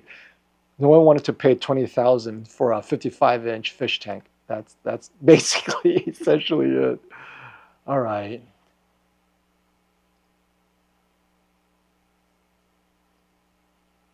And I agree with you, Undone, and this has been my theme for the last few videos. It seems at this point, the current TVs are bright enough. Shoot, I turned down the brightness on my QD-OLED TVs. Yeah, the content is not there. The content, the creator's intent is not for you to have 1000 nit specular highlights. It's not there. I'm not seeing it in any modern HDR content. So until that happens, you guys don't need to pay for extra brightness. Just keep it going. And hey, did you get my comment? Hey, Beverly. No, I didn't. Let me see. Let me scroll up. And see, hi. Where's your comment? Ask again, Beverly. I'm missing it. I don't see it. Ask again. Okay. We'll hit Beverly's comment and then one or two more of your questions and then we'll be done. Hope you guys have a great Sunday. Okay, how about the C7K in a dark room, no windows? There you go. So the C7K is an extraordinarily bright TV. So yes, in a dark room, no windows. It's the anti-glare is not great, so the no windows really help. It's a good TV, except I would choose, so first I would choose that over the QM8K or the C8K in Europe. I think they perform so closely. You're not getting much with a C8K. C7K is a great value. I'd go with a larger C7K than a smaller, similarly priced C8K. It's a great second TV. HDR impact is solid. Yes, the peak brightness full screen on the 8K is a little bit brighter, but in a dark room you don't need that because this is a mini LED, it gets bright enough. And the processing is very similar. So yeah, C7K, I'd go with that. But I would go with the C6K at 98 inches. Yeah, that immersion's too good. So if price being the same, 98-inch C6K or much smaller C7K, go with the 98-inch C6K. Now in the US, this is the QM8K. It's around $2,000. Definitely under $2,000 by Black Friday. This is the TV I would choose for most of you under $2,000, upgrading from your older TV, right? This is such a good value for 98-inch. I mean, under $2,000. It is a great experience. Sony Bravia 8 Mark II or Sony Bravia 10 next year. So the Bravia 8 Mark II, we suspect will be the latest RGB LED technology, LCD TV from Sony, and the Bravia 10 or something like that will be their A95L successor. Will both of them be released next year? That's the question. I have my doubts there's going to be a QD-OLED successor if the Bravia 9 Mark II is released, because you're going to take away from the halo of the flagship that is RGB LED. If they do release an A95L QD-OLED successor that's better than the Bravia 8II, it would be later in the year. I don't think it would launch at the same time. So I'm definitely personally curious to see what the Bravia 9 Mark II brings to the table, because to me, an improved Bravia 8 Mark II or the Bravia 10 is a slightly better QD-OLED. I don't know if it does anything different other than maybe introduce a 77-inch size upgrade from the A95L. Size, slightly better size, slightly brighter, but those are slights.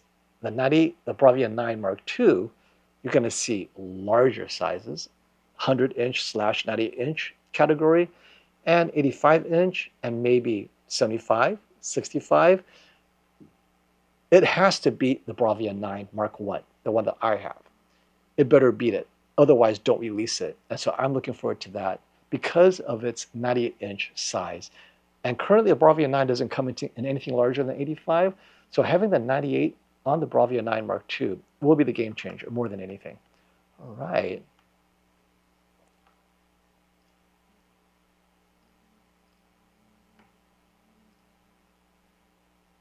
Oh, here we go. Found your question. Yes, the Ohm Man. My question didn't get included in the super chat. I know. I've been waiting for your actual question. Have the firmware updates for the QM7K improved its picture quality to where it's now better than the U75Q? Thanks, Flomo. No. So the U75Q has better skin tone accuracy. Everything that you saw, solid. But the QM7K is a better gaming TV. So just choose your poison. Cinema watching, movies, skin tone, colors, U75Q. You do a lot of gaming, console, whatever, and you take your gaming motion seriously, QM7K. The U75Q is significantly brighter. QM7K will never get as bright, even with a firmware update. That's not what it's designed to do. So the U75Q really is a content watching TV, whereas the QM7K tries to do a little of everything, including gaming, which it does better than the Hisense U75Q. So you just have to choose your poison, which is more important to you. They're both good. Oh, and the U75Q audio, phenomenal. That to me is a great improvement for those who don't plan to buy a soundbar. So yeah, that's where we are.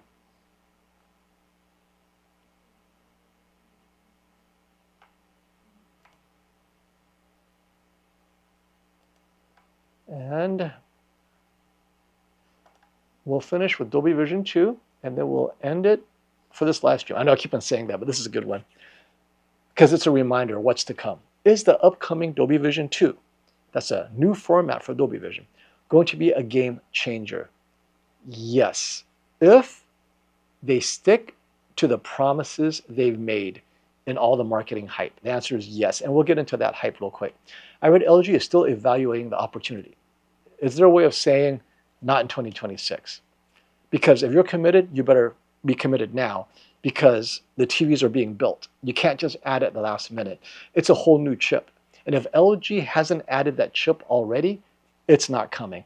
So the Dolby Vision 2 chip, LG and Samsung has to add that processing chip. It's integrated in the Panasonic chip as part of its SoC, but LG and Samsung use their own chips. So they're going to need a separate Dolby Vision 2 processor. And if they haven't implemented it for 2026, it's not coming. It's not a software update. That's why they're evaluating the opportunity.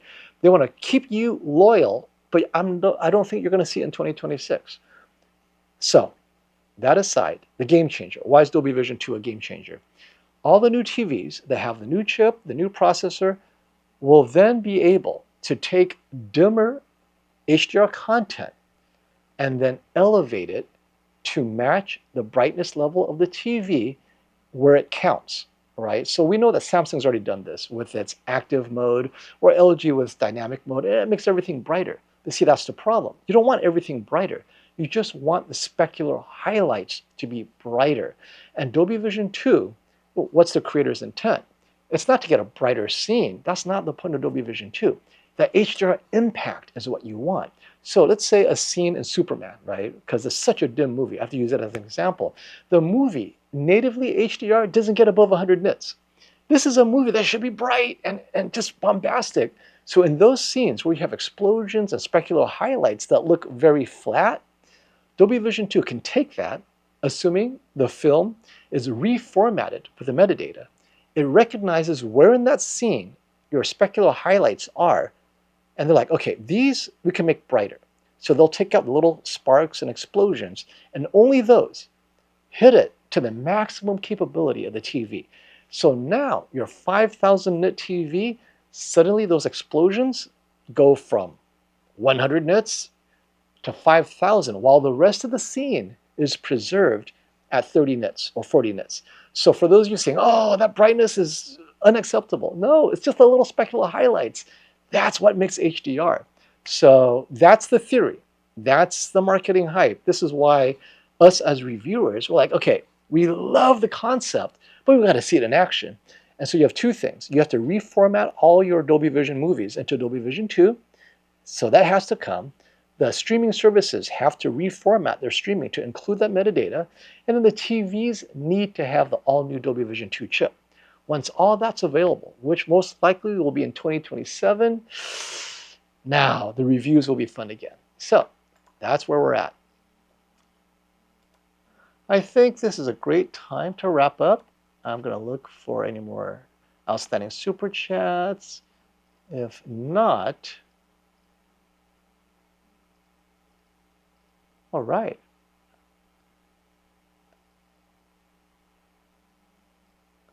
Okay, I think we're good. Hey guys, thank you for coming. Until next time, stop the FOMO. And if you're considering between two TVs, get the bigger one.